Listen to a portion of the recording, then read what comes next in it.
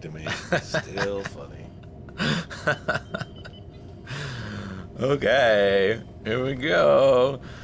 Doug Space Nine, Doug Space Nine, Doug Space Nine, Doug Space Nine time. Ooh, did you like that? 9 time? Yeah. 9. Hello, everybody. Welcome to Doug Space Nine. Are you excited? I'm excited. I'm excited. Yeah, I love Dave Space Nine. Hey, Italki. Italki's excited. My dog Miles is excited. He's down here coughing at our feet. We have good episodes to talk about this week. Mm-hmm. I'm very excited about it.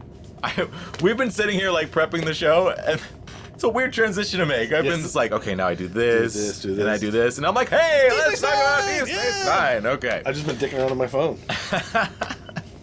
So we're going to talk about Cardassians and Melora. Right. We're going to kick it off with Cardassians, which is a really cool episode. I like it. Yeah, the Netflix description says, Bashir is surprised when his friend, Garrick, a Cardassian tailor, is attacked and bitten by a Cardassian boy. That is a terrible description for this episode. Well, you know what it is. It's somebody who watches the teaser. They watch the cold open.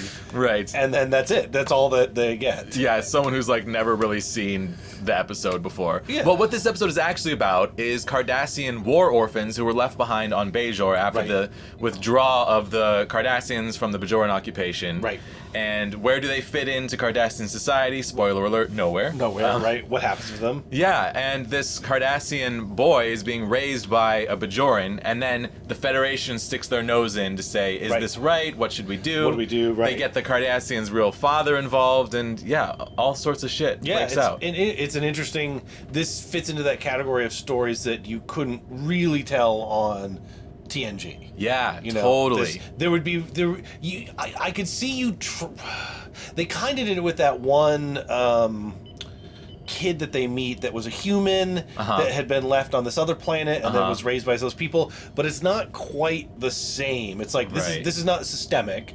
It's like one kid who had been adopted by this family, and then but you have no context for the other species. It's like clearly these are just like an alien of the week on Star Trek, you know. Whereas this time we're diving into like Gul Dukat's political machinations, and this all kind of ties into the greater story of Deep Space Nine. They refer to Deep Space Nine as Terok Nor for the first time, Yep. which was the old Cardassian name for the station. So there's a lot about this episode I really, really like, and I think that the questions that it asks are really great. Yeah. But I'm a little frustrated by the answers to those questions, because at the end of the episode, Sisko rules that they should remove this Cardassian child from his Bajoran home and send him back to Cardassia with his father. Right. His real father. His biological father. Whereas there's this Bajoran family who raised him and loves him. Right. But they've kind of trained him to hate Cardassians, so in a way he hates himself. Yeah, I mean, I would say that they instilled with him their values. Right. You know, it's not like they... I don't think I would be uncomfortable saying they trained him to hate Cardassians. They do seem to be more of a, you know, less on board with the Cardassians.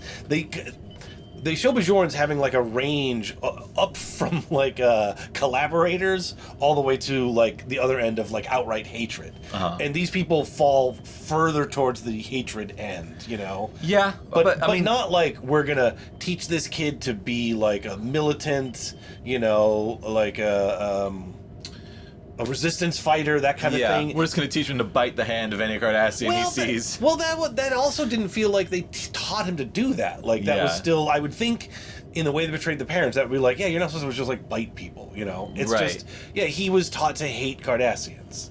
Yeah, so I feel, I don't know. I mean, I feel like while that is a questionable thing to teach a child who is Cardassian, I think that it's even more questionable to just remove him from his environment. For the Federation to come in and say, oh, well, let's police this family and take this Cardassian child out of his family and send him back to a planet that he's never been to, or doesn't remember ever being to because he was so young, to a father he doesn't remember. Right. That really stuck out to me, that they kind of planted a flag at the end of the episode and said, we're making this decision, we're sending this kid back.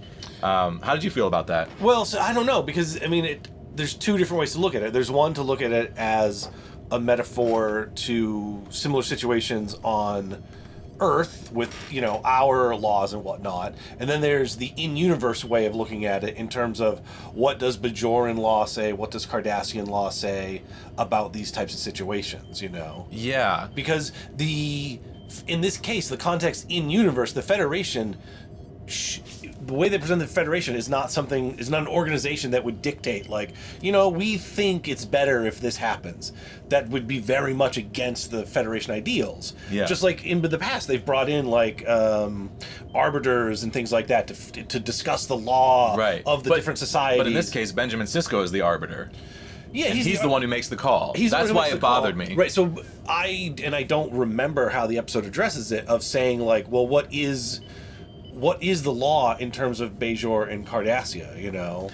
Because if Bajoran law favors biological parents over adoptive parents, then by their own laws it would be like, yeah, this isn't great, but that's what we have to do. I feel like there was no law, and he was just asked to make the call, and this is the call he made. Yeah. And I don't think it bothered me at all as a kid when I watched this, but as an adult watching it, I'm like, well, that's his family, you know? Like, that's, even though they adopted him, that's still his family, and Sisko's basically ripping this kid away from his family. Right, but then also, you know, he has his biological father, who by all accounts wants to raise his son. Well, his biological father has the option to move to Bajor and try to be a part of this kid's life, and I know that that's like an extreme thing, like a Cardassian moving to Bajor would not go over well, but... Right, and then, it gets into these things of, like, how much might can the Federation or any organization use to enforce what they feel like is a better choice, you know? Yeah, and also, I mean, the whole principle of the Federation is non-interference with the Prime Directive, and this is, like, real interfering, you know? Or is it correcting a problem? Like, this kid should never have been left on Bajor. The kid should not have been... Yeah, and the reason he was left on Bajor was basically because of Gul Dukat trying to create some sort of political sway over this other politician in the future. He was trying to set it up so he had something over him. A shame, right? Because that's the other thing, is that the Cardassian children who don't have parents are considered, it's a shameful thing. Right. Like, orphans are like, a lower class caste. They have, like, no place in society. Right. So that's the other thing, is like, well, then is it fair to this guy who got fucked over by Gul Dukat to basically be like, well, sorry, you can't have your kid back now then? Yeah. Like, yeah, we all agree this is bad, but look, these people were sort of nice to him, so they get to keep him. Like, I feel like that would be...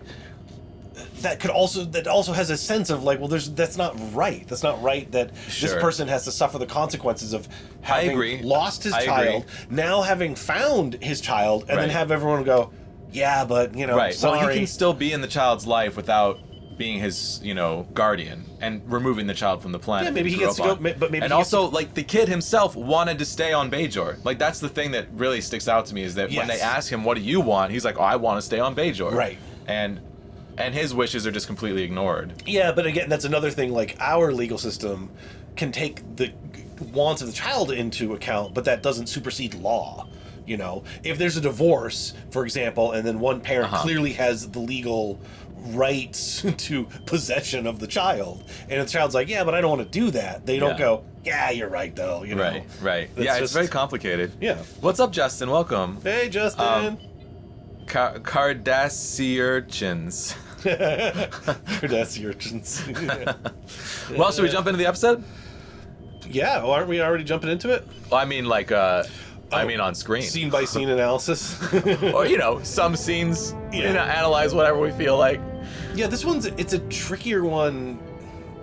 There's that alien that's always in the background. Yeah. That's like the go-to background alien. I fucking love Elam Garrick. I love Garrick. Yeah. And this is, it's nice. Is this his second one now? This is only the second. This is only his second episode, which is crazy. Also, do you see this person in the background? I have to move our banner so y'all can see it. Let's see. I have to grab display capture. This person in the background back there. Okay. I'd like to nominate them for Alien of the Week. Alien of the Season. Play. The odor is unmistakable. Look at that. Oh, that is like from when they did the auction, where everyone was like wearing funky hats and that is some next level. They'll come back because they're gonna do another. They're gonna show Bashir again. Yeah. And there's two of them. There's two of them. They're both wearing like Millennium Falcons for hats. It's so good. But we don't really get a clear shot of this alien or like an in focus shot. But it's such a cool looking alien. Yeah. I love that they're still doing this dance of Bashir trying to figure out or get him to admit to being a spy. Right. But he just won't do it. Humble Taylor. Yeah. I think this episode also still lends weight to the idea of, which now has been effectively confirmed, of there being a sexual tension between Garrick and Bashir. Remember I told you this? You did tell me that. And you were like, what? No. I'm like, no. But now? No, you're so right, because it's not me. Later... Let me be clear. This is a super popular opinion. I'd never thought about it, but later in this episode, Garrick wakes up Bashir in his room while he's sleeping, and Bashir doesn't bat an eye. Almost as if Garrick was already in his room, or maybe they went to bed together. Yes. But yeah, Bashir Garrick fan theories are, there's groups that are dedicated to it. Bashir Garrick love. There's like, I could Google right now and you'd find a ton of pictures. They have been shipped hard. All right, so here's Garrick seeing this Cardassian boy. Well, also, let's see that guy with all the shit on him. Oh, yeah, that guy. He has won every fun award that his society offers. Like, look at that. They're just all little action figures, just all over his coat. Justin says, I never thought there was, but the actor that played Garrick says he was gay in the DS9 doc. That's what I mean. That's what I mean. Where it's all but been confirmed in that sense. It's been something that people have talked about. Maybe confirmed that Garrick has attraction to Bashir, but maybe not the other, because Bashir is such a horn dog for every girl that comes on the ship. Well, that's what I had said before. Like, you and I, when we watch these, you have to keep that in mind, that context. Yeah. That, you know, that at least Garrick is sort of like, you know, he's fostering the sexual tension. Yeah. And I think Bashir is more of the, like, seductee, but also kind of like, I don't know, I'm weirdly enamored by Garrick without knowing quite why he has. Yeah, totally. Look at that face. Yeah, well, Garrick is just so good. That actor is incredible. Anthony Robinson? Yeah, I think that is his name. Do you know him? I'm trying to set up the screen so that you can't see the... We have the subtitles on just so we can... Because we have the audio so low so we can see what they're saying, but... We can't have everything, people. Andrew Robinson. Anthony Robinson is a friend of mine. Andrew Robinson. Yeah. And there it is. There it is. We normally watch these on CBS, but we're back to Netflix because CBS got rid of their thing like here, like I can see where it's coming, and it really helps us because when we want to through the episode. Something. Yeah. Speaking of. All right, where do we want to go to next? So they have this discussion about it. They call Gul Dukat, and you know, he gives his opinion. What is his opinion off the top? Let's find out. Because we meet Oh wait, Gul Dukat calls Sisko right after Sisko finds out about the Cardassian boy, as if he has like a mole on Deep Space Nine. Which he definitely does. Right. Which I want to go into. Like, I wish that they would delve into that. They don't. It's just sort of like, he knows stuff. Yeah. Probably his camera's still that work. Cardassian boy appears to be involved. Yes. Exactly as I feared. Exactly as I've been warning my colleagues. Warning them? Cardassian war orphans, Commander. Abandoned when we left Bajor. It's a disgrace. Well, and obviously these children are being raised to hate their own kind. It is a disgrace because you could have just taken your kids when you left. Yeah, it's a disgrace and your fault, you bastard. I mean, you managed to leave. What was like the kid at school? You're like, fuck it, we gotta get out of here. Yeah, it's interesting how he frames it as this horrible thing when it is something that he did. Right. You know, like we found out later in the episode, you know, since he was in charge of the pullout. And then he says, "Oh, it was these other people's fault." Right, he takes I was following orders. Right. Like they do try to give Dukat a little bit of a yeah, I also wanted to get these kids out of here. Right. So it's complicated. Oh, we first see this is where we first see their Tongo, right? Oh no, that's Dobbin. Tongo's the other one. I'm thinking episodes ahead. God, I love his cell phone collection. This has the most remarkable underboob, that costume. It's not side boob, it's like underboob. She's a regular background. Right. Boob backgrounder. Regular boob backgrounder. Like, look at this underboob. It's some serious. We're gonna get a really good shot. It's very TOS. That's hashtag remarkable underboob. Look at that underboob. That's crazy. So yeah, Bashir's trying to get information from this guy. Right, because he brought those people with them, and they're also setting it up like at first the show wants you to think that the family is awful. Because that's this guy, this colorful jacket man's opinion is that like I pity this child for having to grow up like this because they treat him terribly. Right. And it's an interesting. I think that he's not wrong. But he's not right either. It's not that they're treating him terribly out of like spite or anything, but they do hate Cardassians. Right, which they came by honestly. Right, which they did come by honestly, and they're like kind of not really raising him necessarily to hate Cardassians, but they're raising him with their truth of how the Cardassians treated them to the point where this kid is ashamed to be a Cardassian, and they even say like we don't think of him as a Cardassian, we just think of him as our son. Which is I think another reason like maybe he should go to Cardassian, maybe not grow up like hating himself. Right, because it is emotionally damaging to be like if you were growing up gay in a Christian household where they were training you that gay is bad, then you're just growing up hating yourself. If during the Great Straight Gay War, the gays, when they were kicked out of Planet Straightdom, left behind all of their gay orphans. I mean, there's an episode. Yeah, I mean, but also, let me be clear, I'm not trying to draw an analogy between Cardassia and the vast gay conspiracy. No, you're just being a goof, which is totally allowed. Okay, so what? My revised version is that it's the planet queer, and they were occupied by the evil straights. I would watch a Planet Queer show. There's a lot of like political posturing here that I feel like we don't need to go into in detail. They really should have made Sisko an admiral when he was commanding Operation Return with the 600 plus ships. I don't know what you're talking about. That's in the future. Okay, I agree. I love all this stuff where, what's the kid's name? Chompy? I didn't like his name. I hope you like it. I remember. Here's Keiko. Oh, great! More weird Bajoran shit.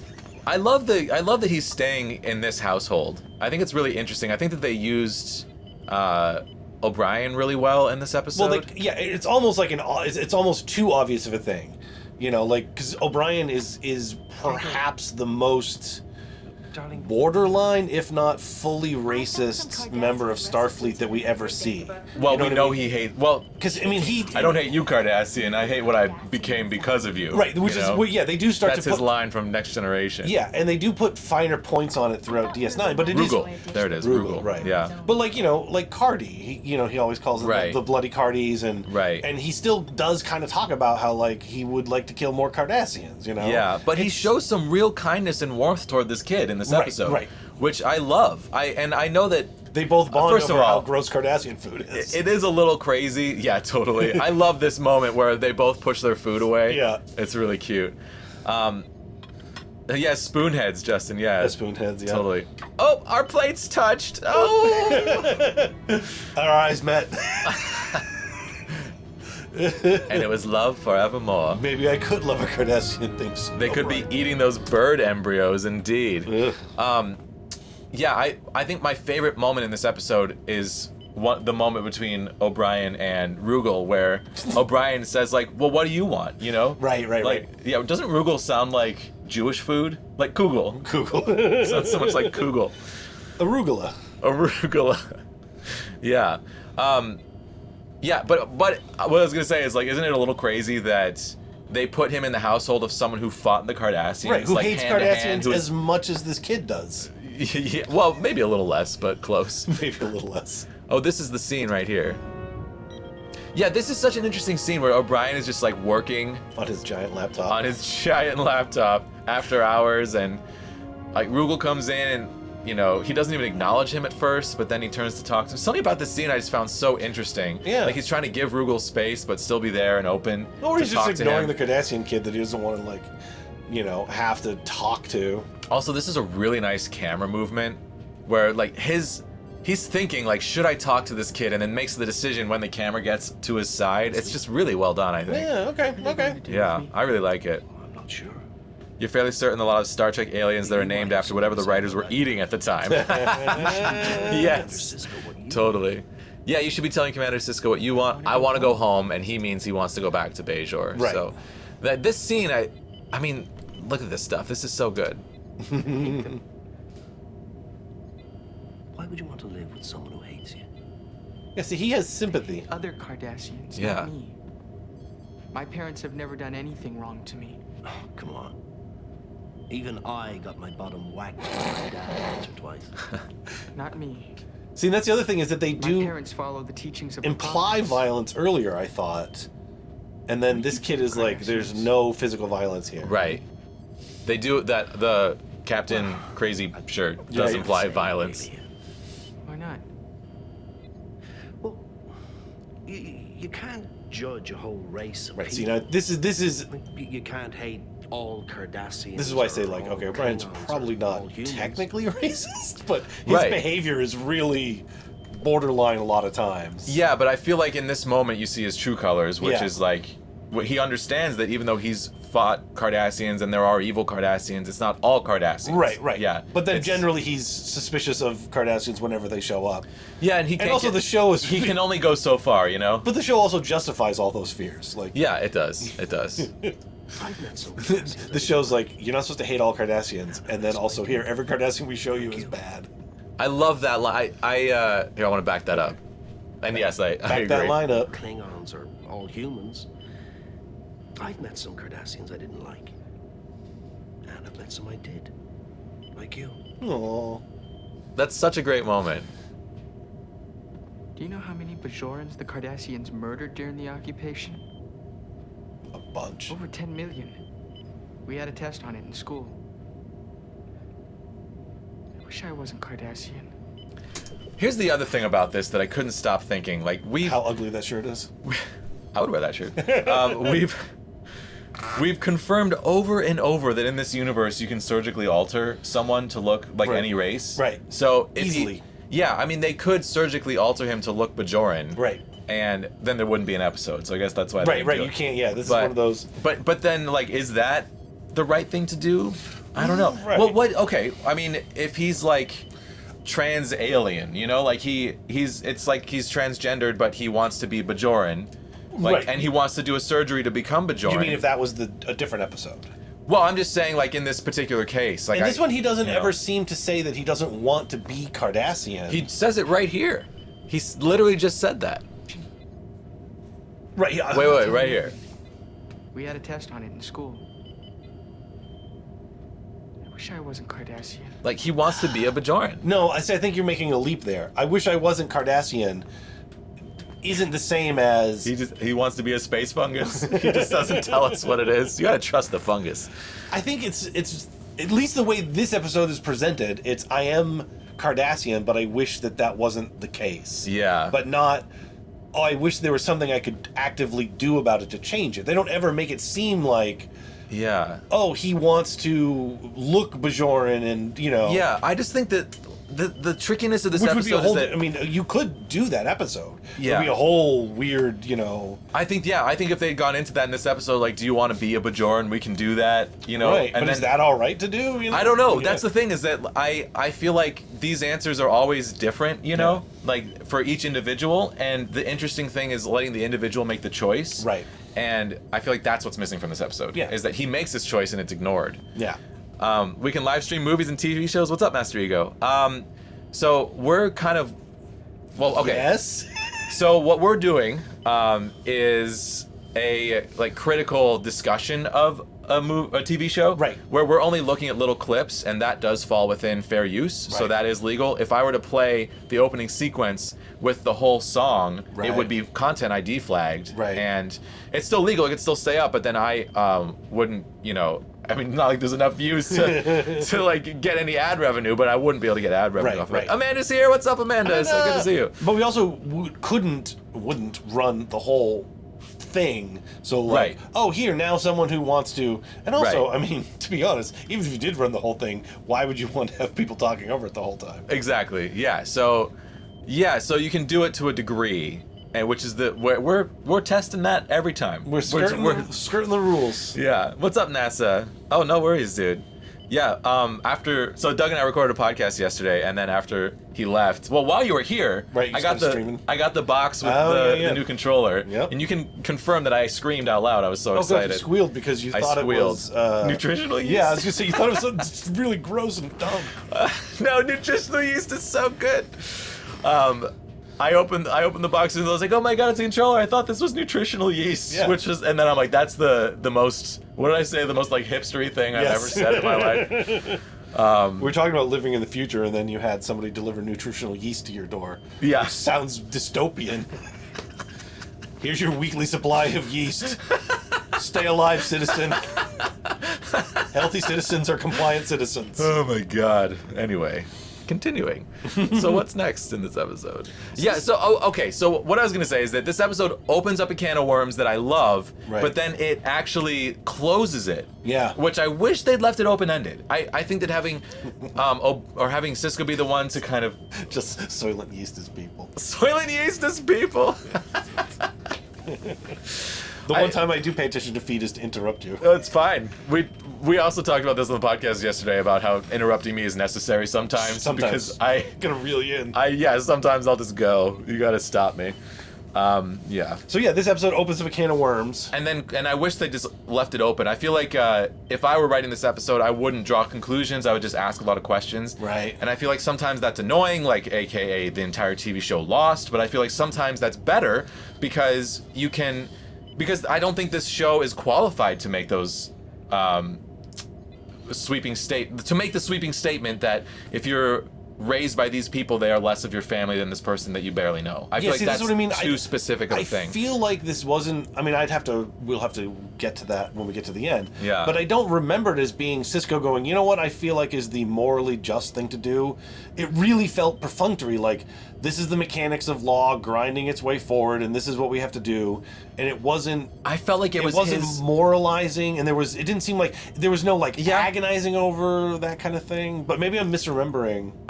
Well, he said like after much deliberation, so it all happens off screen, and I am reading into it that is his moral decision, right? Because I feel like that's what he was asked to do. But then no one gets upset after the decision either. I know it's weird. We don't get to talk to Rugal after. The parents, they all disappear. Or the parents, it's a little frustrating of an ending. Really, you're the only one who has a problem with it. That can't be the truth. NASA says, I'm glad I made this stream. I was really down. You made me laugh. Oh man, that's what we're here for. I'm so glad to hear that. I'm not glad that you were down, but I am glad that now you're more up. I'm glad that you're upper. Rabbly Mercury, that's me. Yes. Okay, so now we get to the best scene in the entire episode. Look at that look that he's giving him. It's so good. It's that look right there. It's a nice look. It tells you so much about how he feels. I like his abstract space stuff. Oh, there's more. Oh, I think they slowed that down. I think that they actually slowed down that film. Like, let's watch. Is this in real time or no? Yeah, it's in real time. No. They slowed it down.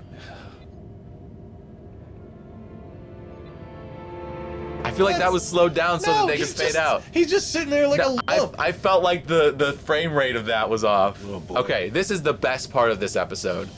First of all, this is the worst I'm asleep acting that I've ever seen in my life. Bashir sleeps with the nightlight also above his thing. And also, why are Federation pillows so hard? I know. Come, Doctor. What are those lights behind Garrett? And what his reaction? Need to be going. Going? You just got here. Yeah. We just fell asleep after passionate lovemaking. What do you mean we need to be going? Yeah. Hey, Dio, what's up? There are two lights. Andrew Robinson is my goddamn hero. Yeah. That performance is so good. So good. And also, I assume Sisko has a fucking killer robe. Sisko is always so annoyed to have to do any work, which is so great. Hey, Kink, what's up, man? Hello. Good to see you. Kink is another awesome streamer Nice. on YouTube and on Twitch. for what? I love this in this episode. Keeping up with the Cardassians. Yeah. Bashir keeps bringing things to Sisko's attention that are like, oh, I need you to actually do some work, and Sisko's just like, every time. Well, okay. And like he like interrupts him to bring something. Like there's no trust. The way that there is trust on Next Generation. 4 in the morning. Like if Geordi came onto the bridge and like interrupted with some information, or like Dr. Crusher, because like she's the chief medical officer, came on the bridge and said something to someone who was on the view screen, what that Picard was talking to, he'd be like, yes, please talk, because whatever you're saying, I trust you. I know that you got something to say. That would not happen because on the bridge of the Enterprise, there's discipline. You don't have some rando coming in here. It totally like, happens. I'd like to jump in on this. Totally, call. people jump in all the time, like when they have pertinent information. But when Bashir does it, and granted it is Bashir and he's a bumbling fool. Yeah, and there's no trust. This is also he's showing up at Sisko's room at 4 in the morning, smelling like Cardassian sex, and demanding a shuttle. First of all, I would sleep with Garrett because he is sexy as fuck. Am I wrong? No. Am I wrong? I don't think I'm wrong. You're not He's wrong. a very sexy man. So He probably knows a lot of no judgment. Al Shayar. I would not sleep with chokeholds. Bashir because he annoys the shit out of me. And he's creepy. Yeah, he's very creepy, and he wants it too badly, and I don't like that. You can But smell the desperation of yeah, I mean, I don't care what he's done in his past. Elam Garrick is a sexy man.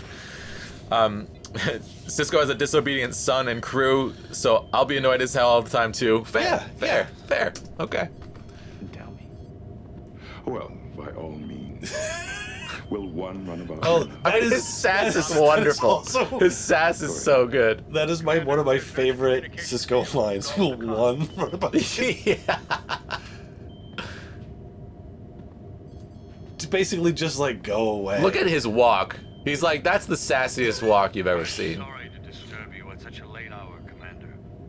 But thanks to the DNA gene typing. Okay, so yeah, they test the DNA. They Right, they're discover tracking it down. They found the real father. who's Sorry, the I real keep saying father. real father. The biological Father. Yeah, and then because of this information, Sisko wants to get some more info, so he does end up giving this, runabout, at least one runabout to Bashir and Garrick. Because it is a fraught political situation. Sure. It's, Ducat's involved, and then they find out the biological father is like a highly ranked Right. Cardassian. Like Right. this, it's necessary for the episode, but this whole episode would be different if it was just like some effectively Cardassian middle class citizen living out in the Right. Cardassian The suburbs. plot thickens, if you will. Yes, right. What's up, Yoshi? Welcome.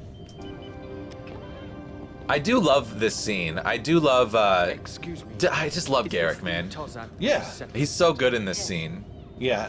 I like the way that he's basically leading Bashir around to find out stuff Yeah. that he already knows. My other favorite moment from this episode is in this scene. Yeah, this is actually a really interesting emotional scene that I didn't think I caught the first Yeah. time through.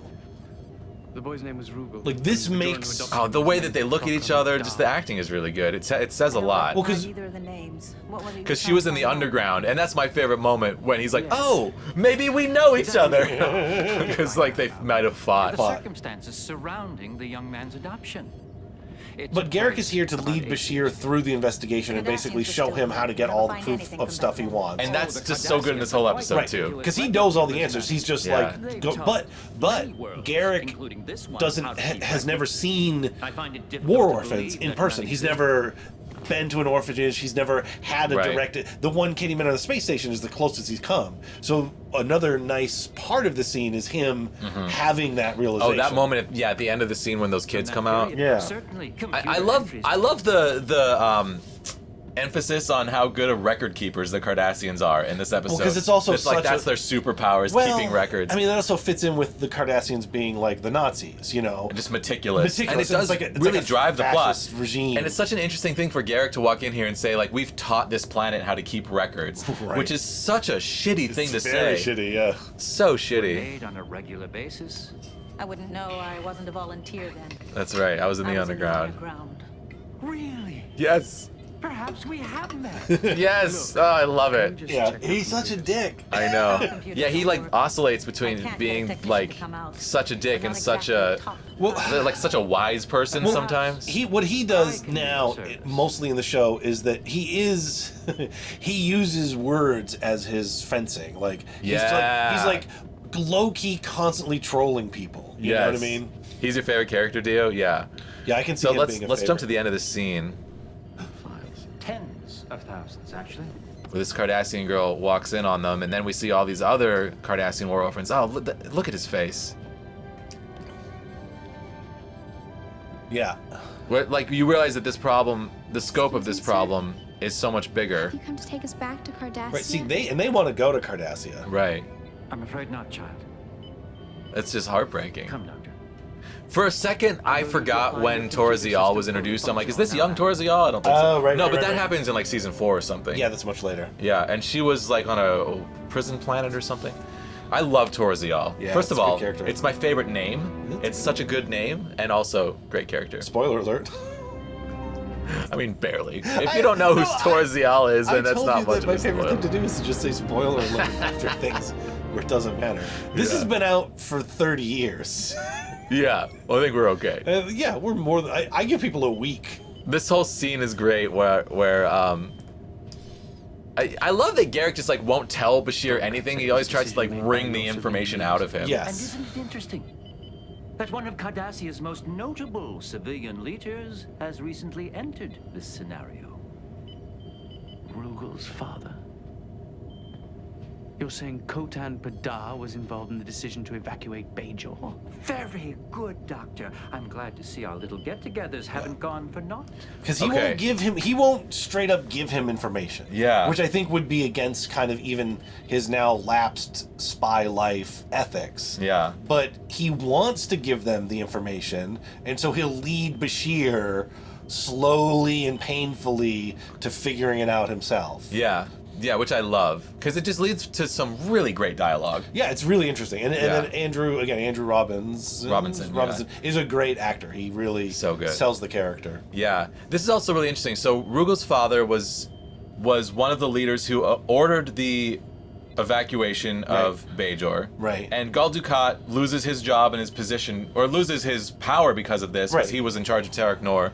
So he stages the death of Padar's son, and does, it seems, maybe kill his wife. Maybe.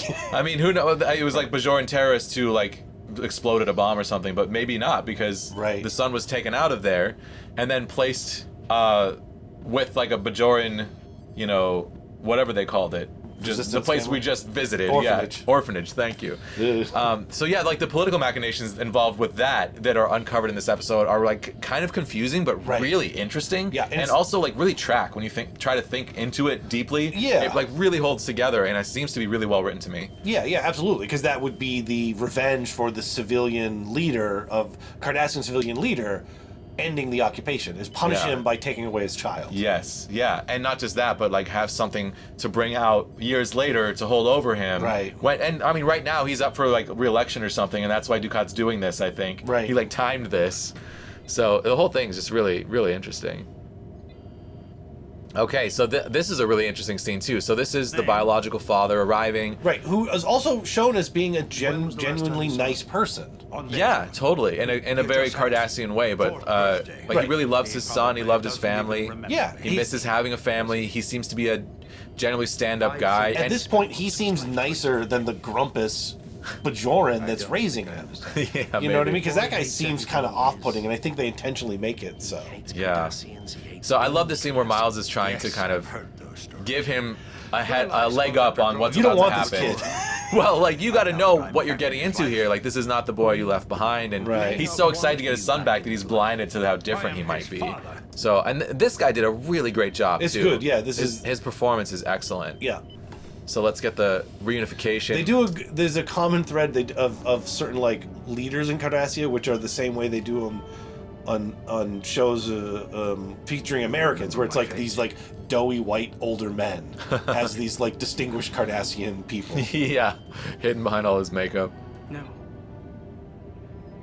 That performance coming through that makeup is really astonishing too. Yeah, a lot of good eye acting. Yes. Good, he gives good face. No. Yeah. But see here, like, it's clear what is going to happen, because why would Keiko just be here? No, you need to do this kind of thing. Like, all the things in motion for him going back with his biological father are being projected here, you know? There was nothing left of the house. After the attack, your mother was dead. And I cried for you, Rugel. Yeah, see, this is... I missed you so much. How could you take this man's son away and not let him have his son back now that they've been reunited? Well, it's more complicated than that. How many years? How many years does this guy... Like, here's some of the debate. I think you may be in need of an arbitrator to settle this. Well, it must be someone who is. Oh, this is where they decide Cardassian. he should be the arbitrator. Right. Bajoran Kotu. Okay, let's watch a little bit of this debate. Okay, right. Because this is where they do start Also, to talk about the legalities of That it. eye acting was on point. Pretty good. I have no intention of allowing a Bajoran Kotu to rule in the custody of my son. You gave up custody when you abandoned him here. He is my natural-born child. As Cardassian law clearly There is no more Cardassian law on Bajor. Gentlemen, I think you may be in need of an arbitrator to settle this. Yeah, so we don't get much of the debate. Right. And they do mention the Cardassian law, which supports the Right. claim. But they spend more time here deciding that Cisco is going to be the arbiter than Right. actually talking about what's going on. But then they also don't talk about the Bajoran law, I don't think, because it would be clear cut, you know? Right. So then we get into this arbitration. Not after searching 7,420 files for... You know, if this was written by that other guy, the whole episode, the whole final part of the episode would have been A courtroom. The courtroom thing between the two. Yeah, see, like, look at... It's just, if they can address him like that, they have to take him away from those people. Like, they show this, like, father-son bond going on here, Yeah. you know? Rugal loves his adopted father. Yeah. And adopted family, for sure. It seems like Gul Dukat's political machinations... Love that neck. I know, he's got a beautiful neck. He's all neck. In a way that, like, Garrick is not.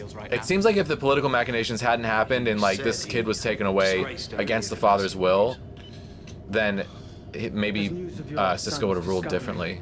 Well, yeah, and I think that's one of the key things here. And it's also not like this guy just split or anything like that. It was truly people conspired to kidnap his son. Right. And now they're like, well, you're like, well, sorry, that happened. I'm not like, no, not at all. I'm just saying that, like, You're rewarding kidnappers.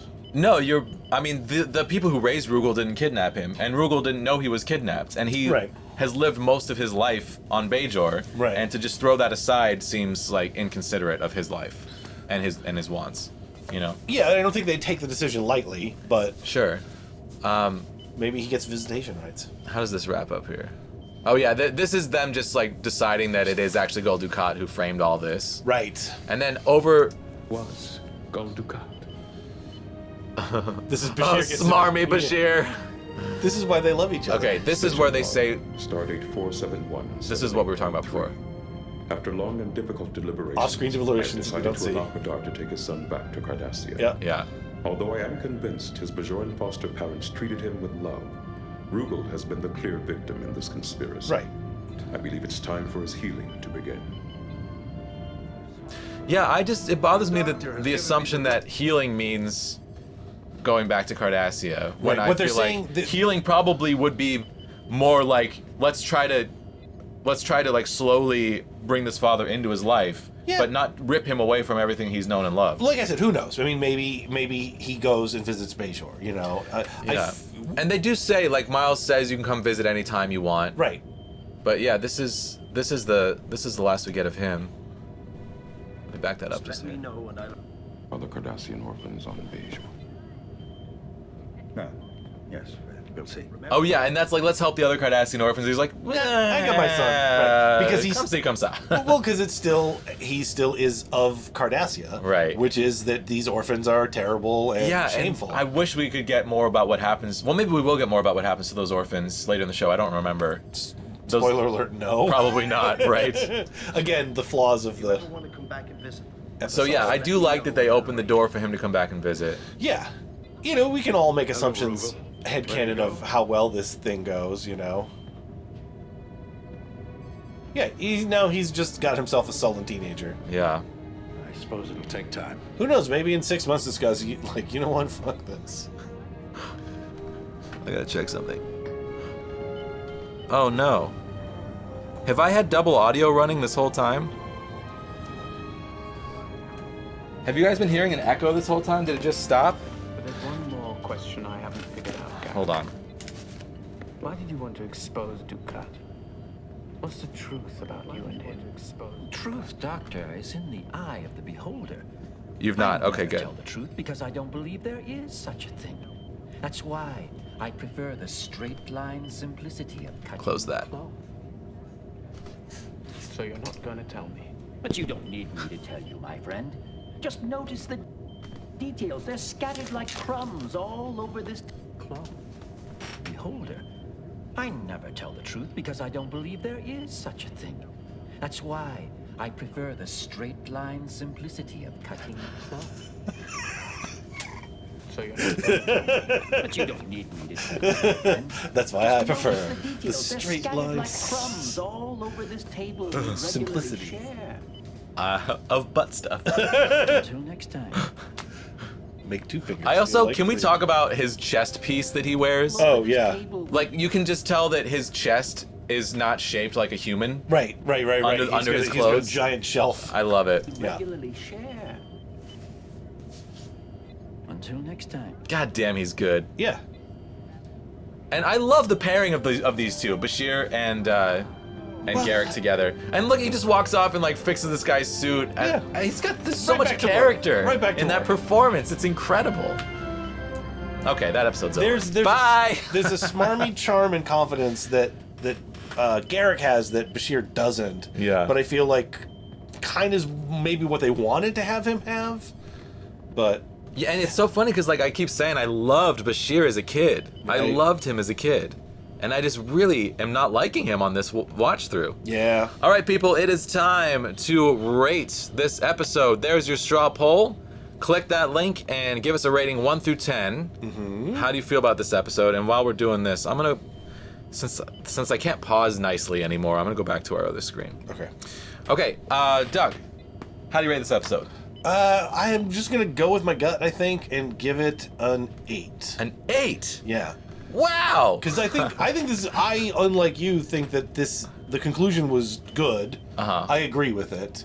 You know, I feel like You do agree with it? Yeah, Okay. I do agree with it in principle. And then any quibbles I have with it are like, okay, like how much extraneous detail do we need to get into the custody plan and all the specifics of it? You know. Yeah. Like you can make assumptions that the core of the decision is right, and then the specifics of it. You know, maybe they handle it well, maybe they don't. But like, Yeah. I feel the one shortcoming I think is what we've been talking about a lot is that they kind of race to that final decision, and it's just wrapped up and it's done. They bring up all these issues and they talk about all of them, but then there's never any kind of like clear reason given for it other than, well, no, this is clearly, obviously the right decision, so we're Yeah. fine, we move on. I happen Yeah. to agree with it, so it doesn't bother me. Interesting. That they don't go through the reasonings because it is the right decision. But it's Yeah. almost like they know that they can't really turn this into a real drawn out argument, so they kind of hand They're wave out it of time away in the episode. They're out of like time. we're at 40 minutes. Or just be like, we gotta end this shit. you know, or they'd have to say like Cardassian law says that biological. Whoa, Andrew Lee Creech is here. What's up, man? Hello, Andrew Lee Creech. Sorry, I totally interrupted you. Turnabout's fair play, bitch. It is. It's taken me a while to warm up to Bashir. Couldn't stand him at first. Am now in season 4 and loving him. Interesting. I know he gets better because when Yeah. when we started this project, I had just last year, 2 years ago, done a rewatch of DS9. Uh-huh. And then when we started this, my first thought right away was like, oh right, Bashir is awful in the first 2 seasons. So they do definitely fix that. When I was a kid, particularly in Melora, the next episode we're about to talk about today, Right. I'm like, Bashir's my favorite character. He's like floating in the sky with this sexy lady, and I want to be He's him. banging broads in zero G. And yeah, like, you know, however old I was when this first aired. Yeah, when that's you're I 13, the thought doctor that- that's crushing alien puss seems cool. Yeah, but as an adult, I'm like, he's a creep. He's a creep. He is a creep. He's a hella creep. Also, guys, Andrew is an awesome dude, and it's good to see you. He's been on my podcast a couple times. Hello, awesome Andrew. Yeah, and he's been on Sci-Fi on Trial as well. And actually, if we can, Andrew, I still want to do the Sci-Fi on Trial of Last Jedi, because Doug claims that it is his favorite Star Wars movie. It is. It's my favorite Star Wars. And I know that you're not wild about it, so we got to get us all together and talk about that. Justin says he gets to be less of a pompous horn dog and develops more humility. Yeah. Yes. Yeah. You're his favorite. I know, but I love it. I love that. It's my favorite. It's my favorite thing about you. all else aside, how could your favorite Star Wars movie not be the one that makes people go, "What the fuck are you saying?" I mean, we'll talk about that another day. Okay, I'm giving this episode a 7 the because totality of my opinion is not the trolling, but it definitely helps. I'm giving this episode a 7 because I think it's so well made and I really enjoy it, even though I don't like the final conclusion. Right.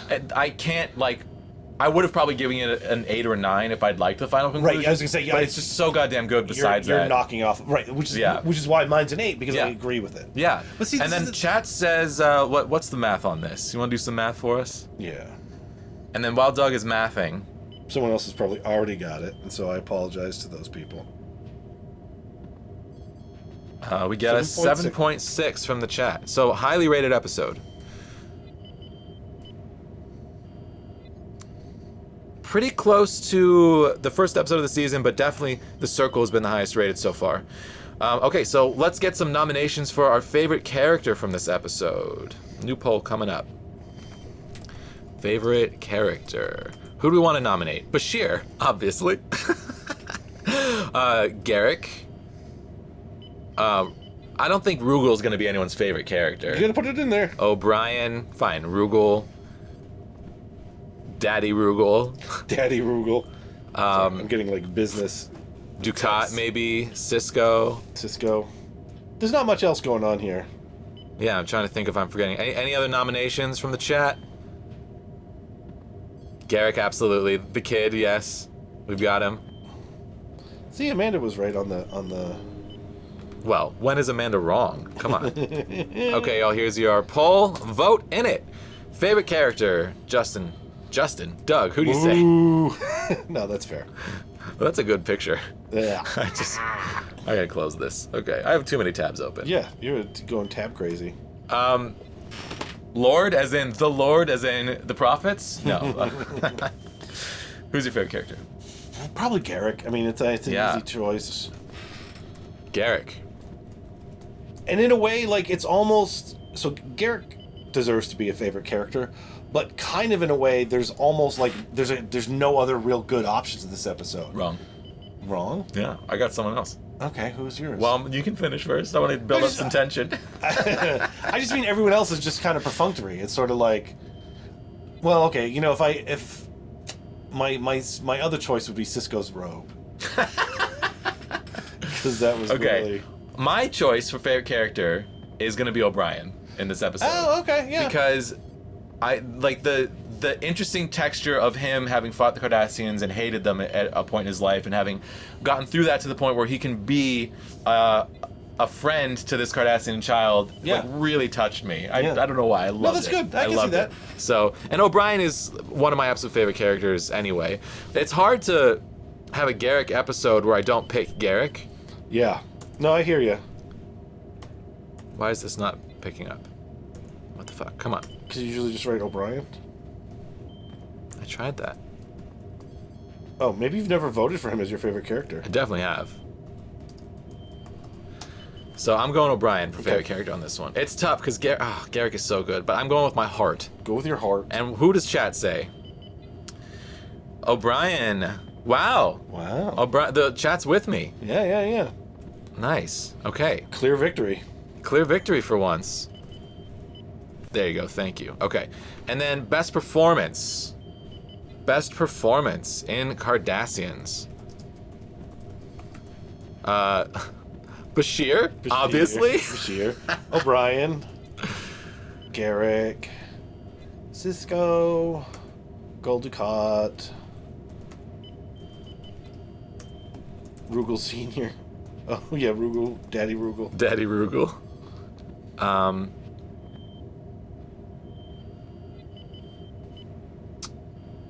I think that's it. Okay. Best performance, chat. The sass robe. It's a great robe. It's a good robe. Best performance. What do you say? It's tough. It's really torn. I mean, Garrick is an obvious, easy choice, you know, because he just kills it all the time. Yeah. I really like Daddy Rugel, and I tend to give a little favor towards guest stars because this is their one shot. You do that. Their one bite at the apple. You do that a lot. And also, I mean, it's a lot to kind of other people get a chance to kind of stretch their legs and develop into their character over time. The guest stars are like, all right, one and done. You got to really nail that characterization, and this is it. This is your only shot at it. Yeah. And then there's a little bit of me that wants to give Sisko the thing. Just for the sassy walk?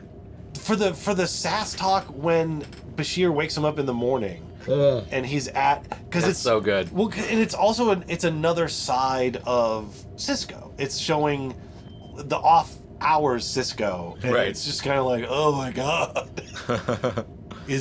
will one shuttlecraft suffice? I mean, it was such a great burn. It's really good. So who are you going with? I'm gonna go with Daddy Rugal. Daddy Rugal. I'm gonna stick with my instincts. Okay, well, what's the actor's name? Can you look that up for me? You vamp. I am going with Andrew Robinson for damn sure as Garrick.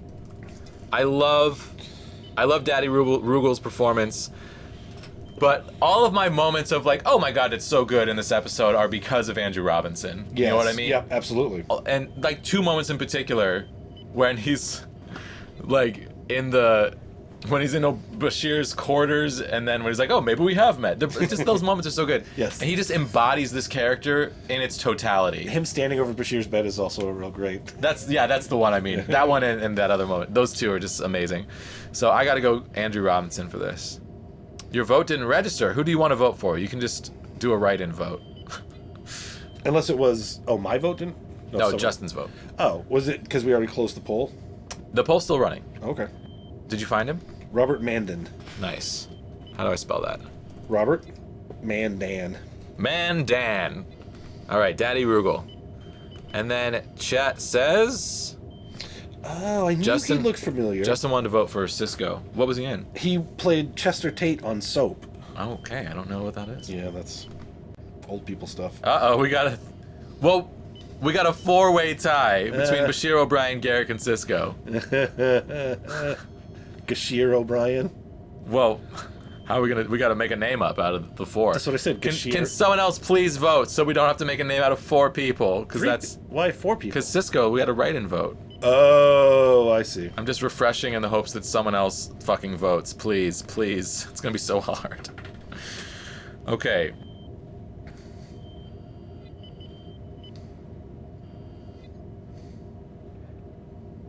So, Elam Garrick, Julian Bashir, Miles O'Brien, and Benjamin Sisko. Benji Lim. You may have to... O'Shear. Benji Lim O'Shear. That's pretty good. You might have to override chat. Can they be allowed to create such an abomination? I mean, I'm fine with Benji Lim O'Shear. How do you feel about it? I don't know. This is never going to make any sense. We already had like a something O'Shear. S-H-I-R instead of... S-H-I-R. Yeah. Benji Lim O'Shear. Gashiro Sisko. Oh, wait. Italki voted for Sisko. Wait, Italki, is that a write-in, or did you also vote in the poll? We must know. No, we can allow double voting. Are you mad? Vote early, vote often. Oh, you voted in the poll too. Okay, so we're good. Benjilim O'Shear it is. All right, and to wrap up this episode, mushroom scale. This is just a straight up like whatever the low ends are too. You know. There wasn't even any Odo in this episode. There's no Odo. Actually, this might be the lowest one yet. This is the lowest on the mushroom scale. Yeah. It's just that they're in space and that, you know. Do you ever regret that we don't keep track of the mushroom scale? The mushroom scale lives inside your heart. It can't be tracked. It lives inside the mycelial network. It cannot be contained. Because the important thing is that, as we both acknowledge, that the mycelial network is nowhere near the weirdest thing in Star Trek. Right. Nor is it consistently the weirdest thing, relatively speaking, to Deep Space Nine, which is Odo turning into that entire cart with knickknacks and wheels and ball bearings and probably some grease and not being able to make a fucking nose. That robe. It's the coolest thing. Amanda says the light behind Garrick. That's what is going on in Bashir's bedroom. Does this add to the mushroom scale? That's the question. That's a 1, she says, on the mushroom scale. No, this is part of their post-coital sunbathing. Heat lamps? Yeah. Yeah. It's so weird. I think those are the eyes of a large robot. For the sexy times? Yeah. I feel like this is a 0 on the mushroom scale. There's nothing mushroom scaly about it. Yeah, oh yeah, there's no transporters. Right. There's no wormhole. Right. It doesn't even have some of the basic Star Trek weirdness. Right. I think it's a 0. We've done it. The only one strange thing, which is fine within Star Trek, is when Gul Dukat also calls Cisco and is like, "Oh, I'm sorry for the early hour." Like, does he have he must have a clock, I guess, that tells him what it is. I feel like that's not that hard to figure out. You know? It's not that hard to figure out. When you have Cisco on speed dial, it tells you what time it is for him. Yeah, I'm not saying that's mushroom scaly, but I'm saying that's as close as we get to anything, even odd technology-wise, Yeah, I guess so. Yeah. Everything else is contained. Yeah, I can't think of anything mushroom scaly about this episode. This removing the Cardassians and all that, this could easily be told with no changes to the structure of the story. Yeah, you could tell this story about medieval Europe, about Earth. Yeah. With no question. Right. Cool. We did it. All right, we're gonna take a break. We're gonna come back and talk about Melora, another super interesting episode of Deep Space Nine. I'm pumped about it. Did I update this? I did update this, but this didn't update. So hold on. Let me update my AFK screen. Browse. Yeah, it always does this, and I hate that. You don't know what I'm talking about. It doesn't matter. Who, me or them? Anyone. It doesn't matter. Is it still broadcasting? Yes. Okay, so... I've already walked away! It's fine. The next 2 episodes to watch are Rules of Acquisition and Necessary Evil. And then here's my thank you to all my patrons and my channel members. I've got this updated now with all the new members we've gotten recently. And I did add a new $2 membership option. It's $1.99 a month, so if you want to join the channel and have access to the secret streams and to the special emotes, then there you go. That's very affordable. Next time we get an emote, I think I want to make a Space Batman emote. I love Space that'd be Batman. Awesome. Yeah. Space Batman! I'm Space Batman! All right, we'll be right back, guys.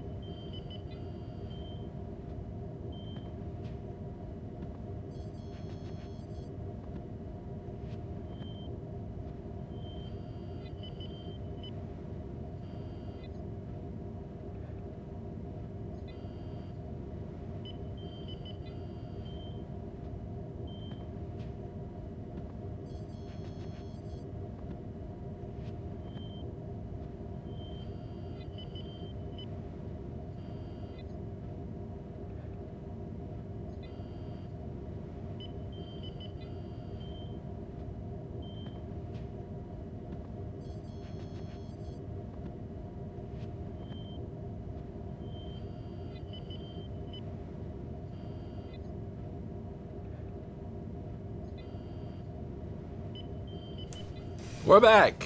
We're back. And we're back. There we go. Hey, Patrick, what's happening?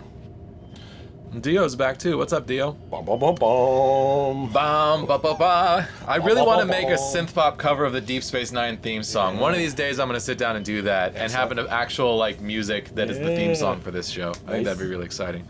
Okay, we are jumping into the next episode of Deep Space Nine. It's called Melora. Melora. This is the episode in which a woman from a planet that has ultra low gravity, I guess, right, is trying to work on the station that has, you know, Earth standard gravity, so she has to be in a wheelchair and wear this brace that kind of helps her body not get crushed by the gravity. Which is interesting because what it now makes explicit is how convenient it is that every other species that has ever been darkened the doors of Star Trek is like, yeah, Earth normal gravity is cool. Yeah, well, I mean, we can, you know, human beings can exist in slightly lower and slightly higher but they gravity. never talk about it because it's one of those things. I'm fine with it. Right. I'm fine with it. Right, it's a fun little oh right, when you think about it, that is weird. Yeah, totally. This is again where I give some credit to Babylon 5, where they truly made the like alien section the like encounter suit. Yeah, and then they had you like to go through that hallway with the mask and the air goop. What's that called? Fog. I don't know. Air goop. Yeah, so there's a lot that I love about this episode, and I actually did a little bit of reading about it, because there's something I don't like about this episode, which we'll get to, but I did some reading about this, and it was interesting because you read about the writer. The first draft was written by a writer in a wheelchair, right? So who worked on Deep Space Nine, right? And then wanted to specifically talk about how being in a wheelchair on the set of the show was difficult because nothing was accessible, and then they kind of make that then in universe like, oh, the Cardassian station itself is not. And we've even talked about it like when they go through those round doors and it's like you have to step over. Right, totally. Yeah, which is like, we're talking about that because it's like an actual military ship. Yeah. When you have to seal the bulkheads. Right. But there's not necessarily a reason to have it on Deep Space Nine, but it's Cardassian, so yeah. I don't know why they did it. Right. No one else does either, and it's fine. All the stairs that lead up to Cisco's office. Right, yeah. Patrick says, long time no see, Doug. How you been? Good. How are you, Patrick? There we go. All right. So, yeah, he was talking about how... Well, first of all, Michael Piller, who's like the, you know, one of the showrunners and head writers, rewrote the script and like took the script and rewrote it and like talked about some of the issues he had with it. Right. And one of the things that he changed was that he made Melora, this character, the titular character, made her like really kind of indignant about not needing help. Right. Is that the right word? Yeah, I would say so. She was very... abrasive about it, and just kind of like, don't touch me, don't help me, I don't need anything. Right. When she and then kind of wrote her in a way where she obviously did need help. Right. Which is kind of the exact opposite of what the original writer had wanted to do. Right. Which I found really interesting because that's the thing that bothered me about this episode. Yeah, because it's such a stereotype, and that's what the original writer, who actually is someone in a wheelchair, is trying to portray something different. Right. And then when in the rewrites, they went back on that and were like, let's go with familiar territory and present this in the sort of more tropey stereotype way. Totally. Yeah, and I can speak as someone who has had a lot of health problems where like sometimes I couldn't use my legs normally and I needed help to get from point A to point B. And I've talked to other people about this as well. And actually I talked to someone once who was in a wheelchair who used to be able to walk. And basically in general, I think what happens to people when they go through a change like that is that they fight against it at first. They rail against it and they wish that there could be anything else that they could do. And then eventually you realize, you know, well, I can't fight this. This is something that I cannot fight, and I can either rail against this my entire life or I can learn how to work with this and, you know, accommodate myself to work this into my life somehow. And I feel like Melora is written to be in the first stage as if she had just become, you know, this person. Right. Whereas it seems like she's been this person for a long time. She's been in Starfleet. And at this point should have become more acclimatized to her situation. Right. And that's why it kind of rang false to me. Yeah. And also because it kind of made her into more of like that stereotypical, like you don't think you're a problem, but you're a problem, which is kind of offensive. Yeah. So that really got to me. Yeah. But besides that, I really liked this episode a lot. I mean, the whole love story between Bashir and Melora, I actually think was great. I think that they did it pretty damn well. That scene where they, you know, they're like floating and, well, you know, we'll get there. But I buy the love story. You know, I want them to fall for each other. And then on top of that, the complexity of him developing this technology to give her the ability to walk in normal gravity, and how that kind of affected their relationship, and then her decision to ultimately not use that because it would mean she couldn't go to her home planet ever again. Right. Really good stuff. Yeah. And I really like that she came to that decision, because it did kind of ring true to the character that, you know, if you gain this thing that you think you've always wanted, you lose a piece of yourself that you're not ready to give up. Right. I love that. Right. I think that was a really interesting thing. That was the original writer's intent. That was his original ending. Right. Yeah. Is that he didn't want to have it be, you're cured. You know? Right. That you don't need to cure you. Right, and that he was saying this is you know. He wanted to write it in a response, or at least he was influenced by the anger he felt towards the TNG episode when Worf has his injury, and he's then like, Worf well, is like, gotta I'm kill gonna myself. kill myself. And then this guy was saying like, that's super offensive, you know. Sure, and I definitely see that. I also feel like that episode there was a piece of that episode, it's not my favorite episode by any means, but there's a piece of it that is about different cultures clashing. Yes. Where, like, the human values, obviously those were not human values, right? And I think the show went out of its way to say that, so I see why he was offended by it, because you're still putting this on TV. Exactly. But for me personally, I felt like they're obviously saying this is not the value that we share, so it didn't rub up against me that way. But I am obviously not in a wheelchair, so I can't understand how that must feel for that person. So, well, yeah, let's get into this episode. Okay. So let's see. I gotta do this button. Oh, there's also this wonderful B story with Quark. Let's restart this sucker. Here we go. Medical log, stardate 4722. Right, and then it starts off with the setup, with blah blah blah blah. To prepare for the arrival of a new cartographer. Oh, she's a new cartographer. Right. This was my big question at the end of the episode, where they don't say anything about whether or not she's staying on the station, but we never see her again, right? Right. And it's, by reading the background stuff, it seems like the expense of what she was supposed to be the science officer. Originally, right. For season 1 instead of Dax. Yeah, I read that. Yeah. But that the 0G stuff was too expensive. Right. Which is also so weird to think about. Like, really, that was expensive? Oh, well, I think they did a pretty good job. Yeah, I know, but it's also like, you know, they're wearing wires and they're bouncing up and down and stuff. We're like, they would never do it that way now. It would all just be, you know, cheesy CGI, I think. Well, yeah, even on like Supergirl, where they do use wire stuff, right? They're doing a crazy amount more. I mean, it's just crazy how like times have changed and special effects are less expensive than they used to be, because like what they're doing on TV now, they would never have been able to do in the past. But yeah, I think they also had it seems like they're leaving the door open, like, oh yeah, this is, you know, they're dating, they're gonna have a long distance relationship, and then she's gonna pop back in, and then it's right. The episode again. We are stymied by the episodic nature of TV at this point in time. Right. So I'm just going to leave the audio off here for a second, but just let it run, because this is, you know, talking about how they are getting all this stuff set up for her, and when she shows up, she's like crazy meticulous. Right. And like he changed one thing, and she has no patience for anything that he's done, and is like really stern with everyone and kind of mean. Also, like, and that's what the writer was saying that like bothered him, is that that characterization. Yeah, he also seemed to have had a lot of like, you don't normally see that kind of response from somebody of like, here's my negative thoughts about the episode after it aired. Which I love. Yeah. Also, like, where does she pop in here? You've known her for years. Oh, okay, wait, hold on. Been through academy the same way. Once her basic needs are met, she refuses any special assistance. She's extraordinary. He's already crushing on her. I've known her for years. I almost feel as though I have. I pulled all her personality. That look from Jadzia, like, oh, I can tell he's got a crush. And this whole like, I pulled all of her medical files. Yeah. O'Brien was like, yeah, you did. Yeah, this is that like Leah Brahms, Geordie LaForge situation. A little too much. Where he's kind of fallen in love with someone he's never met before. Ahead of time, But in this case, she actually seems to like him back, which is weird because he's, you know, really annoying. Yes. Thanks, Chief. Okay, here's her introduction.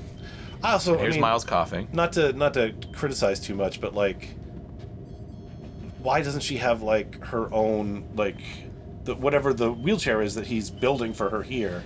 Yeah, shouldn't she just have one? Interesting. I think that Also, her hair beads. Her hair beads are awesome. It's very nice. I really like it. Melora Pazlar. It seems like in the future, like whenever they travel anywhere, they carry almost nothing. Right. Because I think that they all expect to just kind of replicate whatever they own wherever they get to. Yeah, it seems weird. Yeah, it's like that's kind of their.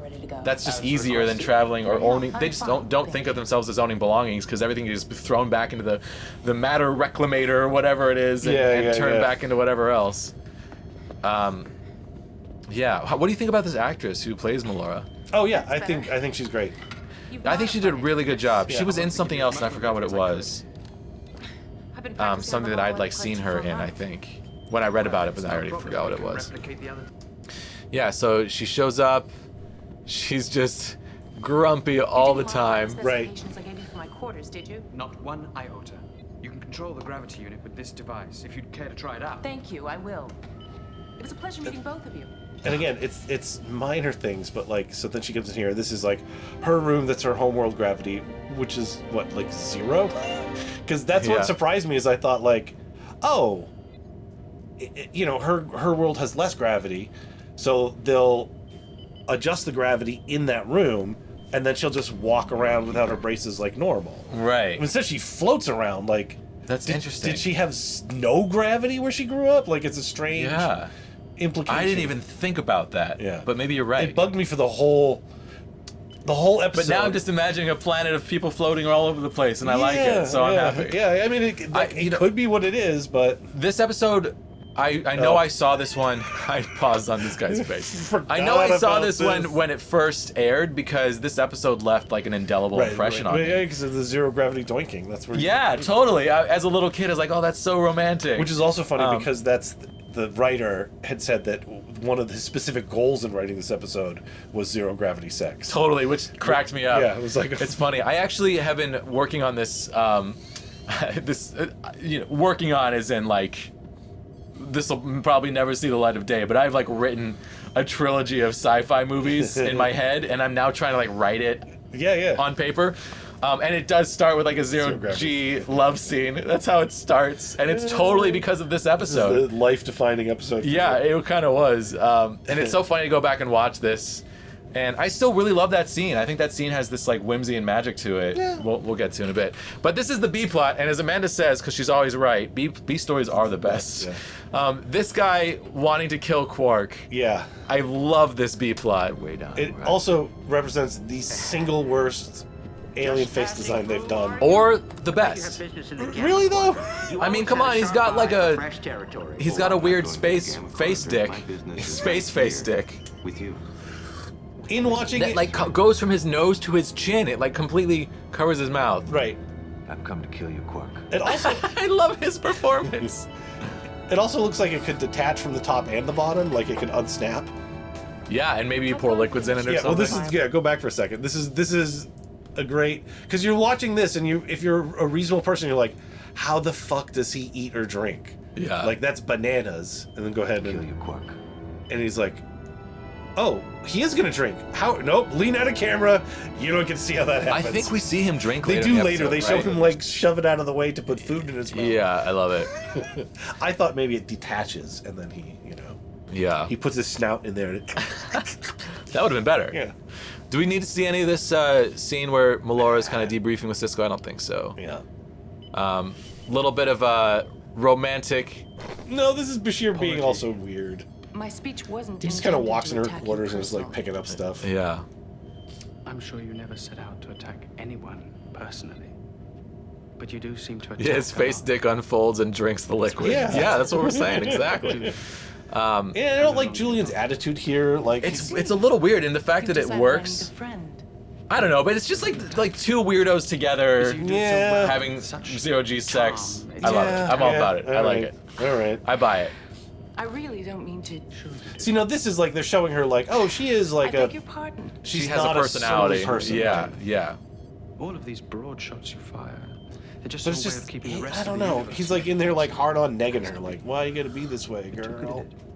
Yeah, and okay, one half of me likes this scene because it's like he sees the real her and sees like how beautiful she is on the inside and has a way to draw it out. But the other side of this is like, this guy is just telling her who she is without really knowing her or getting to know her. So it's like both creepy and romantic. Yeah, I don't like it. I mean, yeah, I don't blame anyone who doesn't like this. It's because one of these things where I think I only like it because of childhood memories. You know what I mean? Like it works out in the episode, but it just feels, Yeah.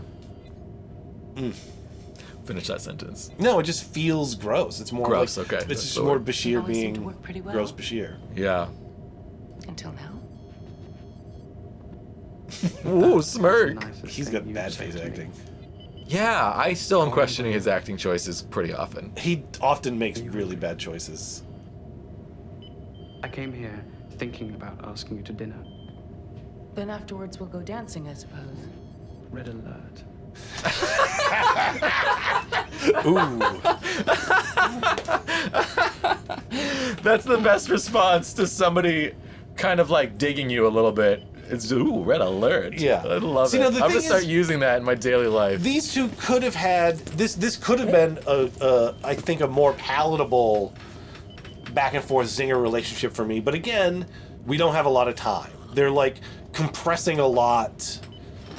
They're compressing a lot to get this relationship in the shape they want it in this one episode. Right. Where if this had been, serialized and there was more to it, this scene where he's like, listen, you push people away, why do you have to be this way? This would have come naturally out of friends that have known each other right. and had kind of seen this. They should have been in contact before, like they should have been like FaceTiming each other, and that's how he's gotten to know her before she gets there. Oh, I guess, to do it within the episode. I was thinking in multiple episodes leading up to this. That would have been better, but I feel like it could have been done very easily. They could have done it, right? And that's my problem with this. This is just like, hey, I met you in the airlock, and then I saw you being sassy to my captain, and I gotta say... And I've been reading up on you for years, creepily. I've been stalking, I've been Facebook stalking you for years. Or what's Starfleet book? Starfleet, yeah. Fleet book? Computer stalking? Yeah. But then, that's a great... This is her realizing, like, okay. I am taking shots at people. I just want to say, like, if I don't touch the computer, watch what happens in a couple of seconds. There we go. So it pops up the title. I literally was just like massaging the mouse just to keep this image on screen. Oh. Space book. I think that's right. Space book. Okay, now go back. Yeah, let's see that again. I came here thinking about asking you to dinner. And then what? Dancing? Then afterwards we'll go dancing, I suppose. I will say that is an impeccable performance. Like that's the best delivery that line could possibly have. Yeah. So all of our questioning of Julian Bashir, he nailed at least one. Yeah, well, this is what I mean. This dynamic of it being acknowledged, yes, I am a little bit off-putting, but I do it this way because this is what I need to do for my life. And then him going, yeah, but maybe you don't. Then they acknowledge it, and they're also like, we're both flirty. So then when she falls back into that, I'm using sarcasm as a defense mechanism. Right. Then him calling it out in this way, this now feels like, again, it's accelerated. This is taking what would normally be a stretched out relationship, and they've crammed it into this single thing. I agree that it does feel like that. This phase is now like, okay, now this is like a fun relationship. I totally agree. I don't mind it because I like the dynamic. You like the end result. Exactly. So I'm forgiveful. What's the word? Forgiving? Forgiving of the flaws because right. of my childhood nostalgia. Yeah. Sorry. Come on. He's great in this There's scene. a Klingon restaurant open on the promenade. The Klingon restaurant! Yeah. I love the Klingon restaurant! Yeah, this is it. Yeah, I love this stuff. It's great. He's got such a Joker face. Yeah, I mean, that's why he plays a bad guy so often. Radio Fantica. It'll always be funny. I just love Quarks. I mean, look at all the work that went into this, you know? It's wonderful. Every episode, it's so good. This is the advantage of having these love this guy. finished built multi-level sets, you know? Yeah. I love how Quark is trying to bribe him into not killing him. Yeah. Oh, this is the one where we get the crazy underboob. Yes. Nah, this is like Underboob City, population those boobs. Then out like comes that is the most outrageous underboob I've ever seen on television. And then out comes this thing. His space face dick. Yeah. Allow me to Yeah. propose a toast It's ridiculous and amazing and offensive, and I love it. Yeah. It is kind of a weird subplot too.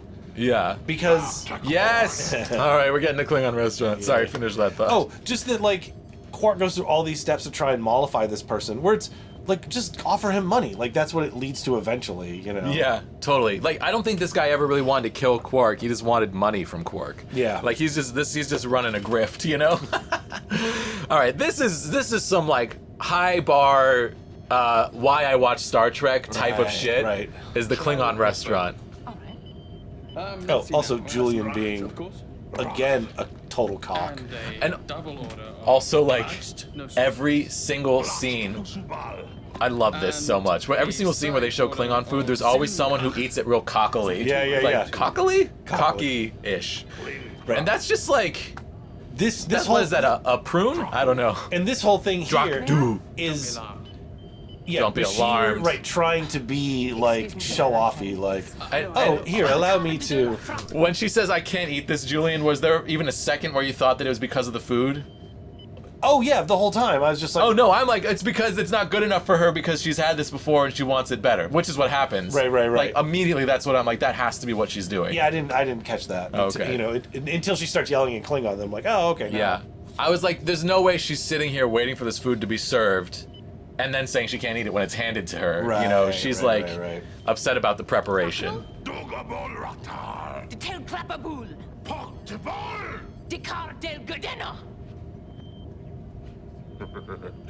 I like a customer who knows what she wants.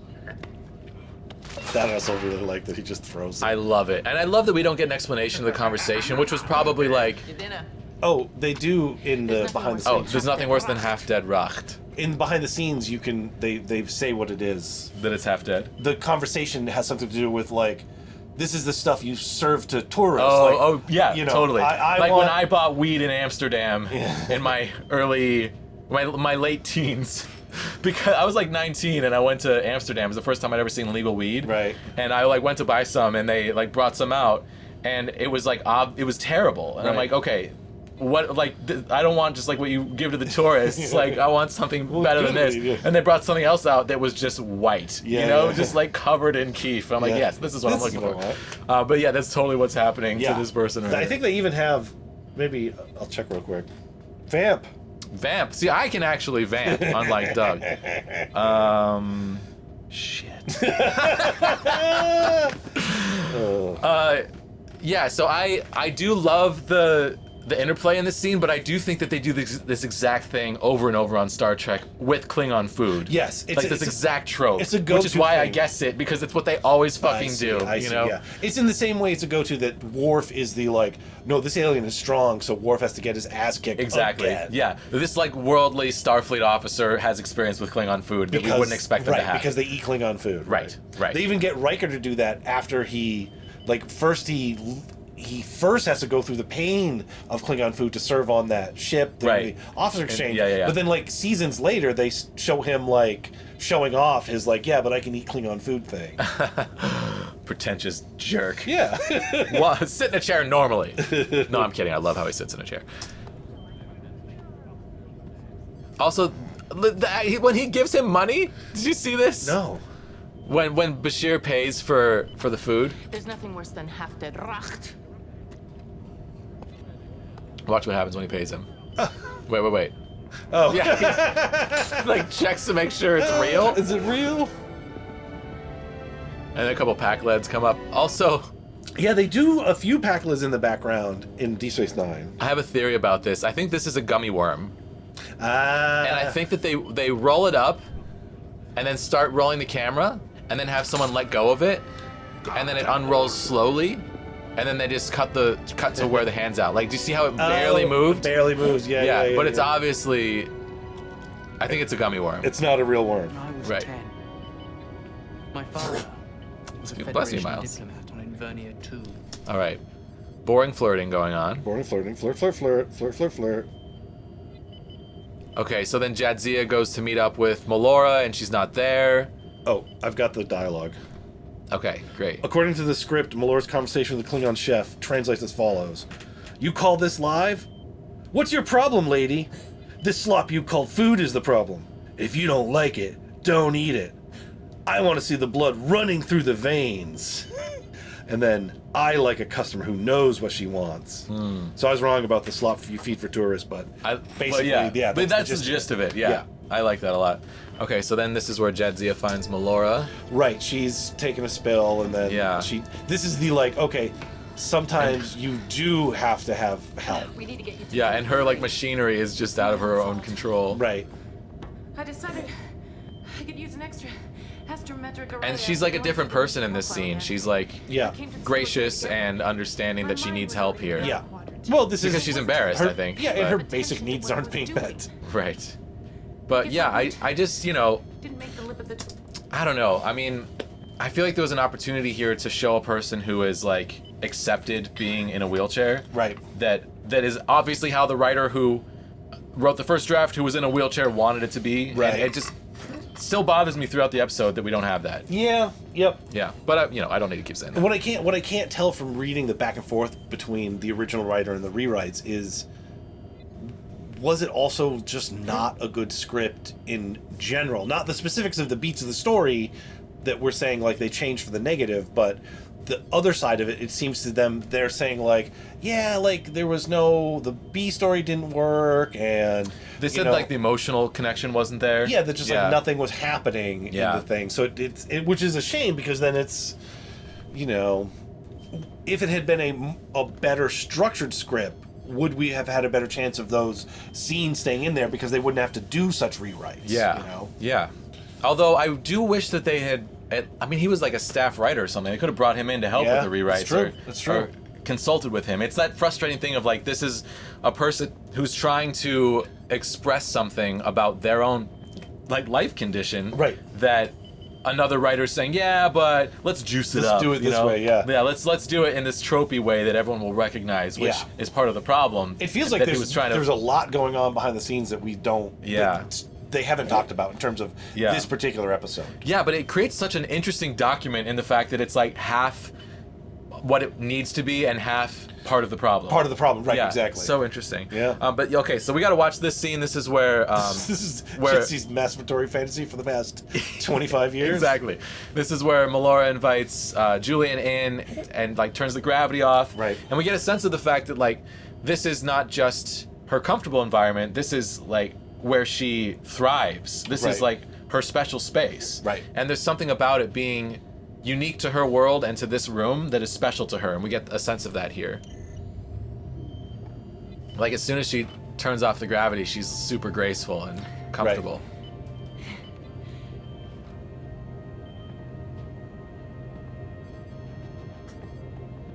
Yeah, so it is like Come on, Julian.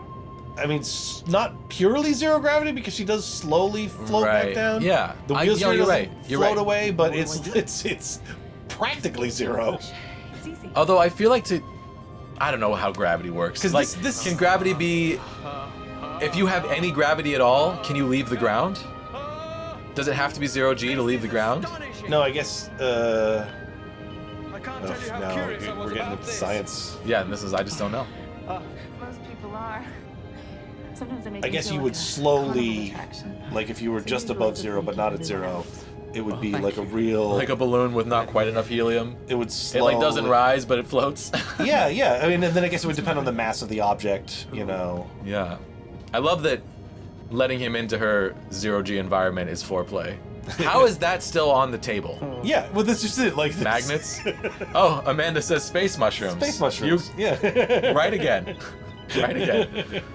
Then I think these actors actually have good chemistry. Yeah, it's not bad. I mean, who's excited? Is it just me? Who's excited? Who wants to fall in love with a space alien and make out in 0G? Is it just me? It can't be.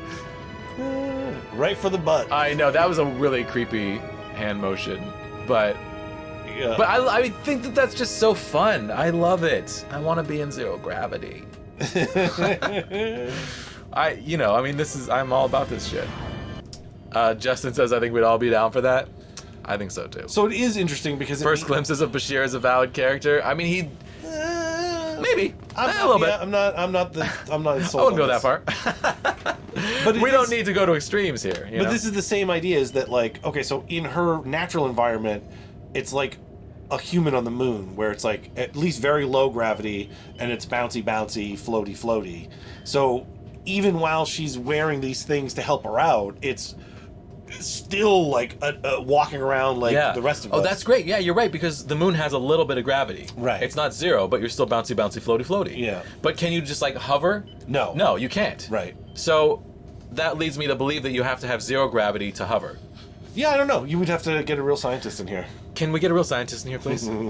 Justin says, especially with some serious underboob. Yeah. I mean, you know, underboob, man. Yeah. What else can we say? Okay, what happens next? So they now it's time for lady chat. Yeah, lady chat. They're going on this mission. But it's also one of those, like, it's the anti-Bechdel test, where you have these two female characters talking about a man. Right. You know. Yeah, I mean, you can't. It's not like you should never do that. Oh no, I'm just saying that, like, when that's all you do, it's a problem, and like 99% of the time that's all you do, and this episode is no different. Exception. Yeah. Okay, do we need to watch any of this scene? No, I'm fine with it. I don't think so. Kind of like. But this scene is wonderful. Maybe. Oh, okay, that's interesting. Amanda says maybe the zero gravity is like therapy after being forced to comply with the wrong G-force for extended periods of time. Oh, right. Yeah. So yeah, maybe it's not zero G on her world, but that's the most comfortable thing. I also think it's interesting because this is the opposite of what they do on the Orville, where they have the. I was thinking about that. Right, the one character who comes from a oppressive heavy gravity world. Right. And then now she's a superhero here. Right. Which is, I mean, it's still also, it's like, yeah, okay, you could maybe lift things, but could you, like, punch through doors? Probably not. She's just, like, denser, so... She's denser, yeah, but, I'm fine with it. Yeah, I mean, let's not nitpick that whole episode where she had to, like, be in a wheelchair back on her home planet. Yeah. Was great. I did, like, also wasn't it Phlox and, it was, the doctor. Yeah, Picardo. Oh, was Phlox in that? The two of them were both in one episode once. Oh, wow. Maybe it was that one. Yeah, I think maybe Phlox was like the bad guy. That episode was intense. Yeah. Like that turned into a straight up horror movie. Yeah, that was really... I love that episode. Yeah. Season 2 of The Orville was fantastic. Season 2 of The Orville was really good. Season 1's okay. It's pretty good though. Yeah. I really like that show. So this is Quark asking Odo for help because this guy's trying to kill him. Right. So now this is when Quark needs the law. Yeah. He threatened to kill me. And Odo's like, This face! What? Nothing. Just a passing thought. That's so good. Yeah. I love it. I love it. Well, this is. I won't dig too deep into it, but I do think Odo is like a bad cop overall. Really? Yeah, because it's that, like, yeah, he has his own code, sure, but also, like, he's super profiles, you know. Oh, sure. He abuses his authority, right? You know, and he definitely goes out of his way to help some people more than others. Yeah, and I mean, overall, he's a nice guy, right? Yeah. He's always working towards. He does some very questionable shit later on. Yeah. But this is funny because it's also him like, maybe I do want to let Quark get killed, but it's fine. Yeah. This is a cute moment, even though it does play into my.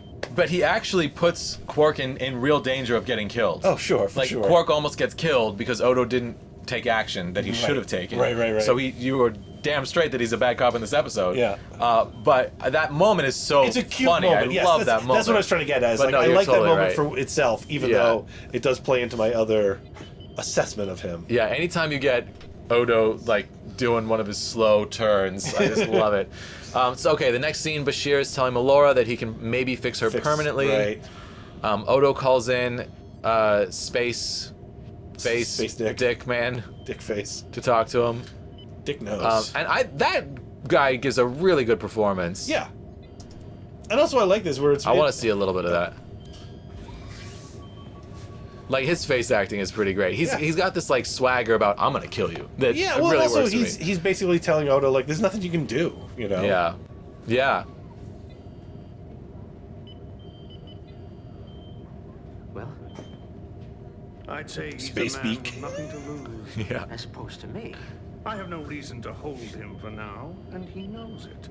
I'll watch him the best I can. Which is not very I well. suggest you carry a comm badge with you at all times.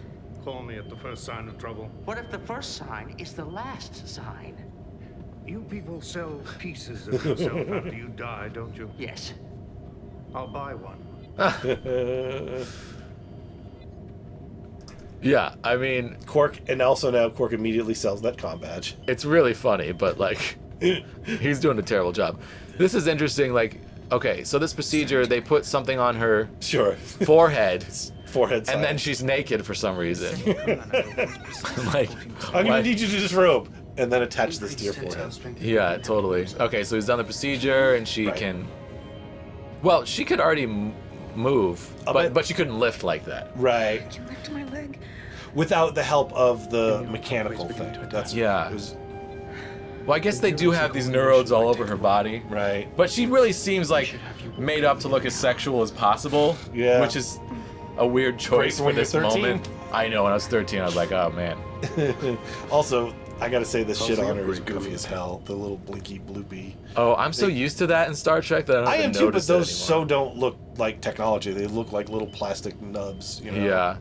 Oh, here's when Melora comes onto the bridge after. Oh, right. Now she's. After the procedure. But this also feels like Julian parading her around. And Oh, I know. Julian is such a dick in this. Where he's so full of himself. He's just like showing off what he's accomplished. Right. And it doesn't even matter that this is a big deal for her. This should be her moment, not his moment. Right. Julian, how did you... Oh, it was simply a matter of increasing the output on the brain's motor cortex. Someone else's research, actually. I just dotted the I's and crossed the T's. Well, you'll get your name in the medical journals for this one. Yeah, I know. Julian, Yeah, he's like doesn't even notice that she's in pain. I'm not sure I can make it. Easy does it now.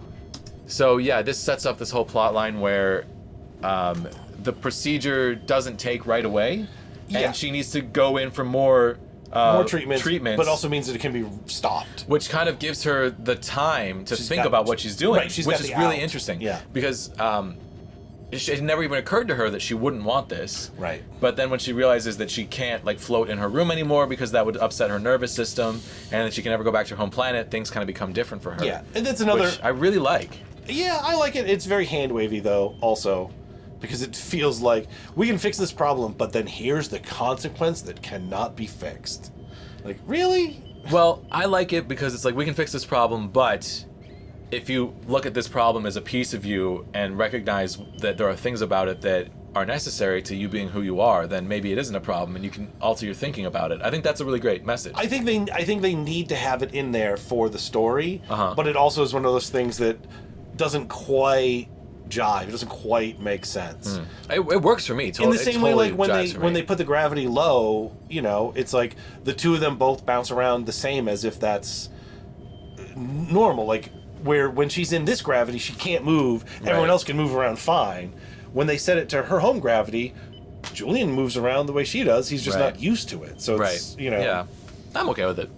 Like, why can't you just go back in a room and turn the gravity off? I get it, because it's like, oh, well, now your bones are different. I don't know. It's just, it feels hokey. It feels like that, like... I think that, like, we're not supposed to question it. That's just, we need it to be this way to get the emotional... What he was doing something, like, neurological, which doesn't even make sense, because it should be, like, muscular. Right. This is... Yeah, you are right about that. Pure nitpicking, but I'm pointing out that, that it's that kind of thing that... Right. It exists this way because they need it to, even though it doesn't make any sense. And for me, because of the story they're telling and because they're trying to make a point, in Star Trek that almost never bothers me. Whereas in like so many other things it bothers me so much. For me it's the sign Look that at what Amanda says. Doug! Talkie says, do you notice some of the female hairstyles in Star Trek are really convoluted? Yes. Yeah, I noticed. Absolutely. To me also, the nitpicky stuff, I notice more the less that I like the episode. That's a sign that, you know... Totally. And I notice it less the more I like it. Yeah. Totally. All right. So, Quark... Is this his quarters or the bar? I think he's in the bar after hours. But he should have already called the comm quarters. badge. But he just hit the comm badge. He threw the comm badge down. Right. But do you think he didn't even get a channel open because he would have had to say Quark to Odo because that's how it works. All you have to do is ask. I'm tired of your gifts, Quark. All I want is your... See, I do think he really wants to kill this guy. It's not just a grift. Yeah.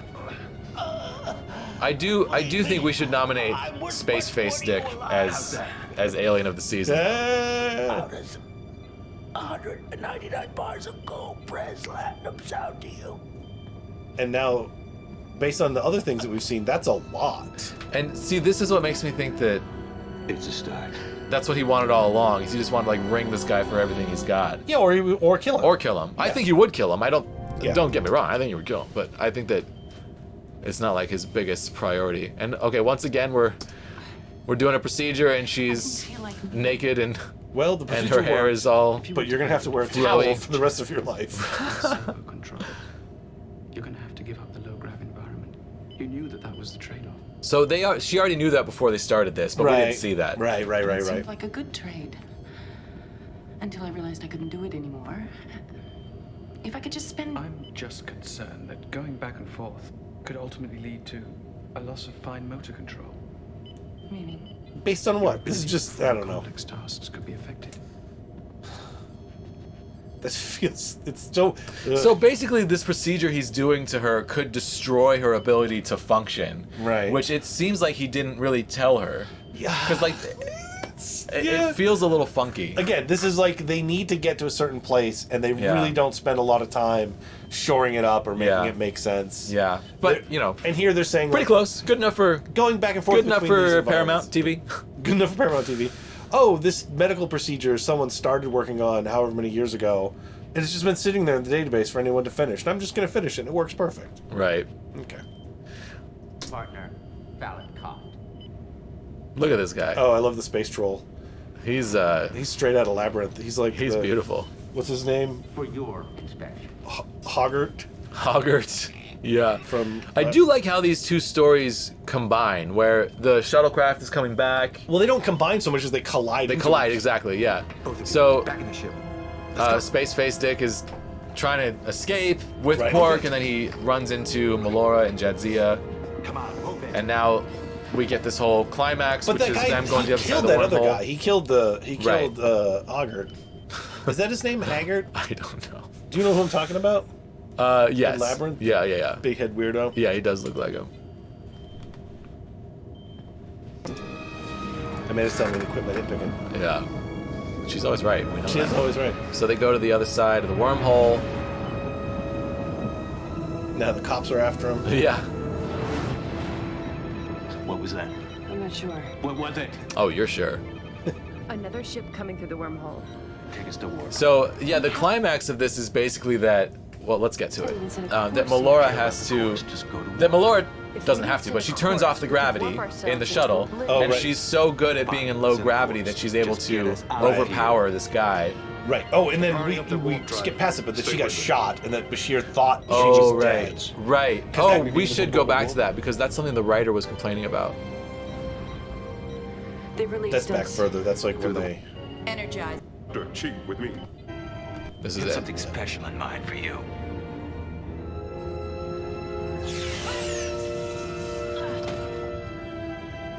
Oh, bummer.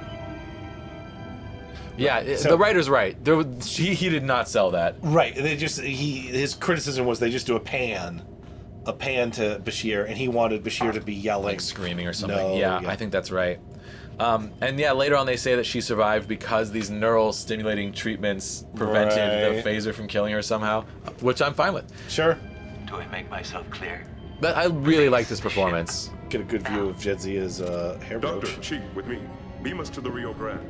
Give us 10 seconds and then disengage. Okay, now let's go back. Yeah, so he shot her and he shot that other dude in the hallway. So yeah, we do know he's on a killing spree at this point. Yeah. We've been friends for years, not counting their day. Well, I suggest you explain to him that Starfleet isn't going to give up and stop chasing us. That's true, Fallon. You don't know these Starfleet types. Then we'll all die. Yeah, that guy is... Yeah. Great. We escape, and he's got something special planned for me. We don't escape, and I just die with everyone else. Am I missing a choice here, Fallon? Be quiet. Like all right, sounds good, Amanda. Good to see you. Also, I like that. There we go. It was the gravity status menu was just there. Yeah. On a panel. Boom! They dropped out of warp. Go to him. I mean, I dig it. I like it. It's a little bit of hokum. I mean, when they beam over, Commander, setting course. everything's fine. Yeah. It's just, again, it's like they needed to get to a certain place and they did it, and they didn't, you know. This scene is incredible. Oh, the Klingon serenade. Just like they're eating at a Klingon restaurant, he's just wandering around serenading them. Yeah. And he hovers at this table because these are his new favorite clients. Yes. You know, I love it. I like the And Bashir's just like, please walk away. I'm trying to have a conversation. the weird little Klingon violin. I love it. I love it. He's one of my favorite Klingons too. I know they don't give him much, but yeah, he's fantastic. And also, I have to say, one of the most different views into Klingon life, where it's like there's nothing about him that says actively right now a warrior. Where everything else with Klingons is like, I fight and I kill. Yeah. This guy's like, I fucking kill it in the kitchen. Amanda says before I go, I nominate him as best character. Nice. Yeah, I mean, I was gonna do that anyway, but absolutely. It's a good call. Yeah. Okay. I put him on But there's like no mention of their relationship status or what's gonna happen with her future. Right, she says she's gonna leave. Does she say she's gonna leave? I think so.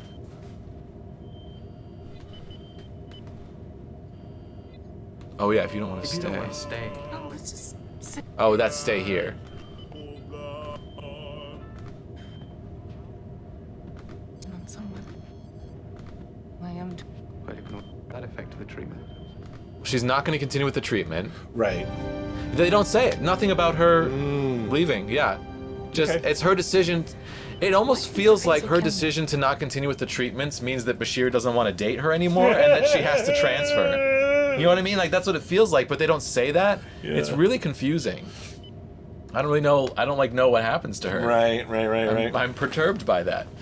I mean, if she was in the next episode, which I don't think she is. She's never again. That's it, yeah. Then it would have made perfect sense to end this way, but maybe they make mention of her transferring or something. I don't know. It's just... I don't think she even gets talked about again. Yeah, it's frustrating, but I don't know. Well, let's get into it. Let's get some votes. Let's get some voting going. All right, pulling the straw polls up. So we got to vote on our rating first. Doug, what do you rate this episode? So difficult. I'm torn. I mean, I feel like I'm going to wind up going 6.5. There you go, chat. There is your straw poll. 6.5, you think? Yeah, it's tough because I really do like what they're trying to do here, but then there's just too many things that generally bothered me. Yeah. It's the, like, this is classic of the 90s Star Trek, of their heart being in the right place, but then they're just kind of being muddled. I agree totally. I actually am also going to give this a 6.5. Okay. Yeah, I think this is a solid 6.5. Solid 6.5. Like, right. I really like this episode, but the fact that they didn't quite nail the commentary, yeah, I can't rate it that high. Yeah. Like, I like it for reasons that have nothing to do with what they made. Right. It's almost in spite of what they made, I like this. Yep. Because it's fun and I enjoy it, but not necessarily because it's like a great episode. Yeah, and I think the actor playing Melora does a great job. Really good job. So that's solid. Yeah, and I love the B plot. I really like the B plot. I don't know. Yeah, I'm less enamored with the bleep plot. The B plot, yeah. I do think that between the two episodes, I almost like this one more, but the other one is a better quality. Cardassians is a better quality. Yeah, I mean, obviously, I like the Cardassian episode better. Yeah, and I actually like this episode better, but I did rate the other one higher because I think it is a better episode. Well, this one is a bit more ambitious. This one is the Cardassian episode is it has something to say, and what it has to say is like, hey, abandoning children is bad. Like, okay, thank you, Star Trek. Right. It's just like when Star Trek now does like a racism is bad. Yes, I 100% think it's a good episode. It's a good message to get out there. But Star Trek often does it in a way where this is not, like, everyone gets that. Like beating it over the head. Whereas, like, Discovery in Season 2 did a really great version of that with Saru's home planet. Yes. I really liked that. Like, not just racism, but, like, subjugation and slavery. Yeah, right. Really, like, delved into it, and it was great. Yeah. So they can still do it in a way that is meaningful. But you're right, like, sometimes they beat you over the head with it to the point where you're like, I know. Like, tell me another story. Yeah, in a way that doesn't add anything to it either, you know? Right. It's just a reminder. Yeah. So, like, that one was a reminder, like, by the way, war is bad, and leaving kids, abandoning children is bad. So it has a message. Yeah. This one has, I think, a better attempt at a message. This goes into the whole idea of what we're saying of, trying to portray diversity, trying to and address it in universe kind of thing. But it does feel like a big swing and a miss, Yeah. Yeah, for me it's not a swing and a miss, but it's a swing and a foul ball. Foul ball, okay, yeah. Like they hit it pretty hard, but it went a little too far to the left. Yeah. And Chad agrees with us with a 6.5 in the chat. Wow. I can do that math in my head. That's easy math. Yeah. Nice. This might be our first... We're agreeing a lot with the chat today. Yeah, that's our first yes. I think that's the first time that chat, Doug, and I have all agreed. I'm going to scroll through this real quick. Just because I'm curious. One. No, 9. I blew it. No. You blew it again. Ibudan's clone. Yeah, this is the first time we've all agreed. That's great. Okay, so favorite character nominations. What is the Klingon chef's name? Just Klingon chef. Okay. I know the actor's name is Ronald. Oh. Something. I don't know his last name. Okay, Klingon chef, Melora, Bashir, Quark. Quark, yep. Odo. Odo, Space, Face, Dick. But I should just spell it D-I-K, like that's actually his name. It's just in another language. Excuse me. Ron Taylor is the Klingon chef. Justin, that's true though. Considering the rise of the alt-right, apparently not everyone knows that. I mean, that's so true. It's true. Yeah, but yeah, and I do believe in the power of something like Star Trek to help with that. And that's why I do think it is important to continue. Yeah. Sometimes it is important to beat that message over and over. Like I said, I'm not saying this is a bad message. I do agree with you that they, like, if they can find a more artful way of repeating it, I prefer that. Right. Like in Discovery. Yeah. Absolutely. Yeah, Chef is in there. Yeah. Is that it for favorite character? My choices aren't in there, so what do I care? Yeah, I think that's good. We can't give these people too many choices. They just ruin it. All right, chat. There you go. So, Doug, favorite character? Klingon chef. Klingon chef. Yeah. I really, it's a small thing, and it's not even like what they're trying to address, but it is.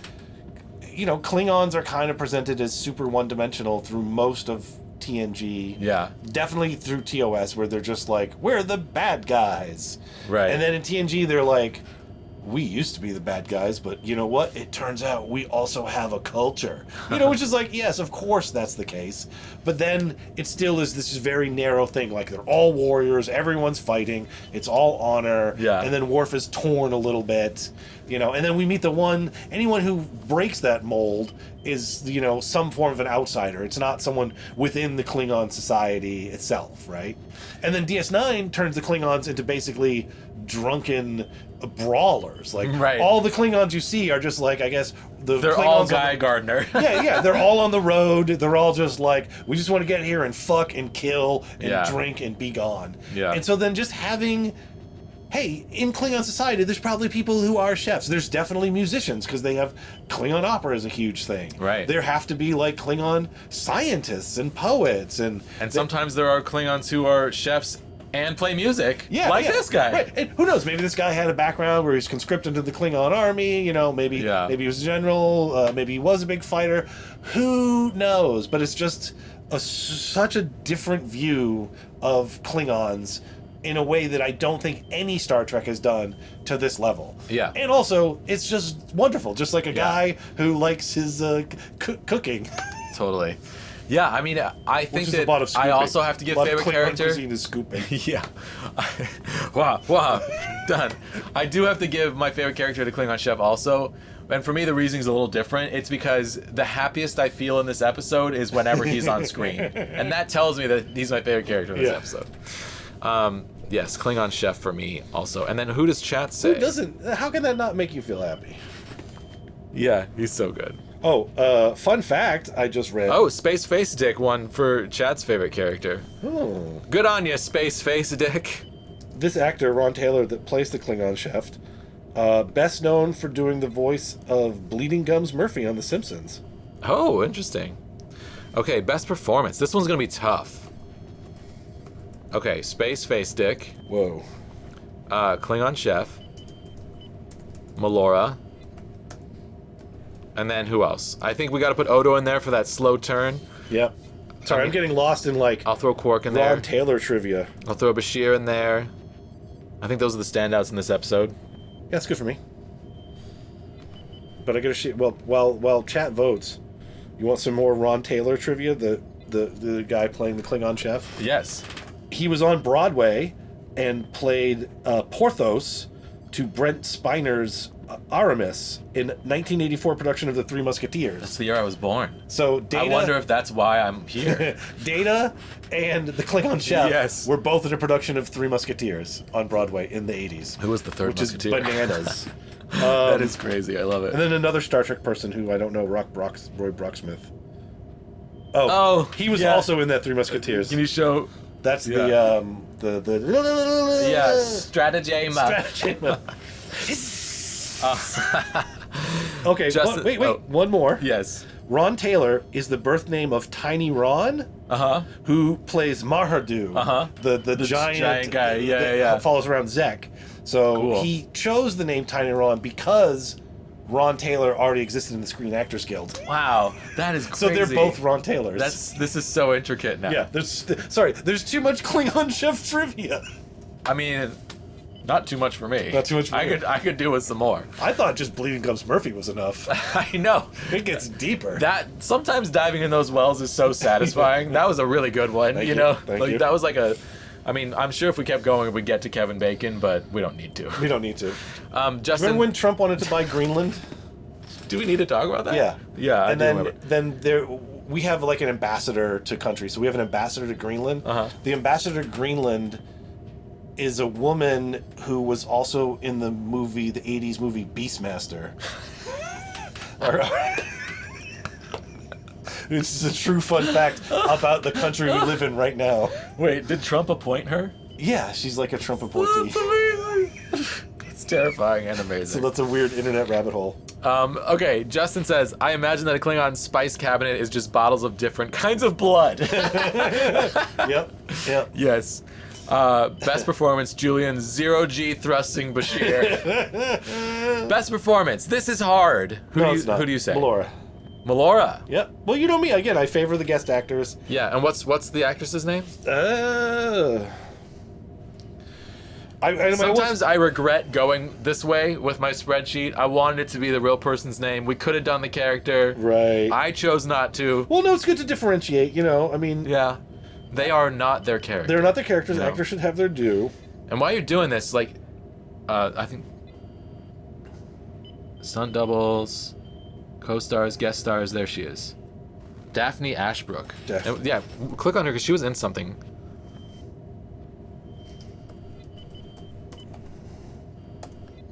She was the 8th Doctor's companion. That's what it was in the Doctor Who TV movie. Yeah. Which I haven't seen.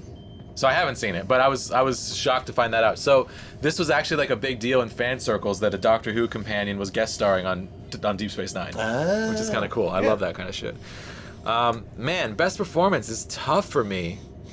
I mean, she did a great job, but I have problems with how the character is written. So that her performance. But that's different character from performance. But her performance didn't overcome those problems. Oh, for I me. see what you're saying. Yep. I think the Klingon chef is insanely good. Yeah. So good. I think that Space Face Dick Man is really good. I actually think that Bashir is really good in this one. But then, like, it all falls apart. But it falls apart because his reaction to her dying is too small. Yeah. Shit. What's the Klingon's name? The actor's name? Ron Taylor. Ron Taylor. I'm gonna give it to Ron Taylor. Okay. Nice. Best performance from chat is... Survey says... Damn it, we have a tie. Space Face Dick and Melora have tied. What do we do? I don't know. You created this monster. I don't know what to do with this one.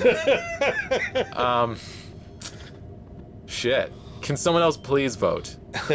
Please, just one more vote. One more. It's all it would take to get me out of this predicament of having to combine Melora with Space Face Dick. Like, what? Can you pull that back up? Can we see what that character's name actually is? Oh, right. Oh, that's a good point. Guest stars. Fallet Cott, right? Yeah, that sounds right. Where is he? Right there. Oh, Phallic Cot, yeah. So Melora Cott? Phallic Cot. Officially, you voted for Melora. Oh, Space Dick takes it. All right. Thank you, third person who voted. I really appreciate you. All right. Space Dick it is. So chat on both categories is 100% Space Dick. Dick. Space Dick. Not surprised. Thank you, chat. Good job, chat. Space mushrooms. This is like a... Are you kidding me? Why? Because of everything we've talked about with that's like true. All the with Melora's zero-G stuff. The zero-G stuff that doesn't make any sense. The cure that works but also has these other... Yeah, it's like telling her neurons to fire differently, make up for her different muscle mass. Oh, also side effect, you can't be killed by phaser fire anymore. Right. And also, I mean, the space mushrooms that anyone would fall for Julian Bashir. All right, so then on a reassessment, I'm gonna go with like maybe a 5, because it's still not into bananas territory. Yeah. Once I cross that, once you get to 6, 7, 8, that's when you get into like real wackadoo stuff. Yeah. I would give this We don't have Odo turning into a cart. I maybe would even give this a 6. All right. Yeah. Just because the treatment doesn't make sense and feels like it is shoehorned into the plot. Yeah. To kind of force her to make this decision. Yep. I like it. I do like it, but I wonder if like with some brainstorming a better way could have come up. Yeah, I think that's fair. Yeah. 6 on the space mushroom scale. Well, that's it. We did it. We did it. That was a really fun one, you guys. Thank you all so much for being here. Let's see. What do we need to know? So, if you enjoy this, check out the Space Nerds podcast. Doug Space 9 is now officially part of the Space Nerds podcast, so you can revisit this in audio form, in your earballs, in a podcast form. And then also on that show, we have weekly space news, and we're covering Black Mirror and Firefly, episode by episode. And then I still have special guests coming on to talk about, random sci-fi stuff. So, Space Nerds, your source for science fiction and science fact. Hey! There's a link in the description. If you listen to Space Nerds, please give us a positive rating and review on iTunes. I am trying to push for that a little bit harder because someone's already tried to get the show canceled. Yeah. Don't need any more of that. Yeah, someone commented on Podbean with 3 words: cancel this show. And I'm like, you know what? Thank you. Noted. That's feedback, and I accept it. So yeah, check that out. And then Doug and I are going to do a special Doug Space 9 about the next Picard trailer because I haven't even watched it yet. So I'm going to wait, and I'm going to watch it. Okay. Can we do that? Well, I might not be able to do that this week. We'll schedule it. We'll let you guys know in the Discord. Right. Join the Discord if you want to keep up on when we're doing the next podcast, the next stream. And then Doug also comes on the Space Nerds podcast all the time. Talks about superhero shit with, Arrowverse. Right. We just recorded a new one of those yesterday. We might talk about the Discovery shorts. Yeah, the short tracks. We're debating about whether we're going to do a thing on that. Yeah, maybe what we can do is we should... Well, we'll talk about this later. Metamercury episode 1000. I think that's everything we need to say. Yeah. We really appreciate you guys. If you're here live, I extra appreciate that because you guys make this so much more fun. I love it. It's so much fun. Yeah, Thank you guys for being here. Really appreciate it. And yeah, that's going to do it for us on Doug Space 9 this week. Boop, boop, boop, boop. Boop, boop, boop, boop. Boop, boop, boop, boop. Boo boo boo boo boo boo boo boo boo boo boo boo boo boo boo boo boo. Stay tuned on UPN. Boo boo boo is in underboob. Underboob. Underboob. No, actually, it wasn't UPN. Was it W? Who showed? Deep Space Nine? Yeah, I know. Well, it was in first run syndicate. We're still talking. This is so. Oh, it's still the stream. It was first run syndication, but I think by the time we get to Enterprise, or Voyager was on UPN. Voyager was UPN. That Enterprise was the is on flagship UPN also. show. Yeah. They launched the network with that, but before that, it had been a first run. Bye.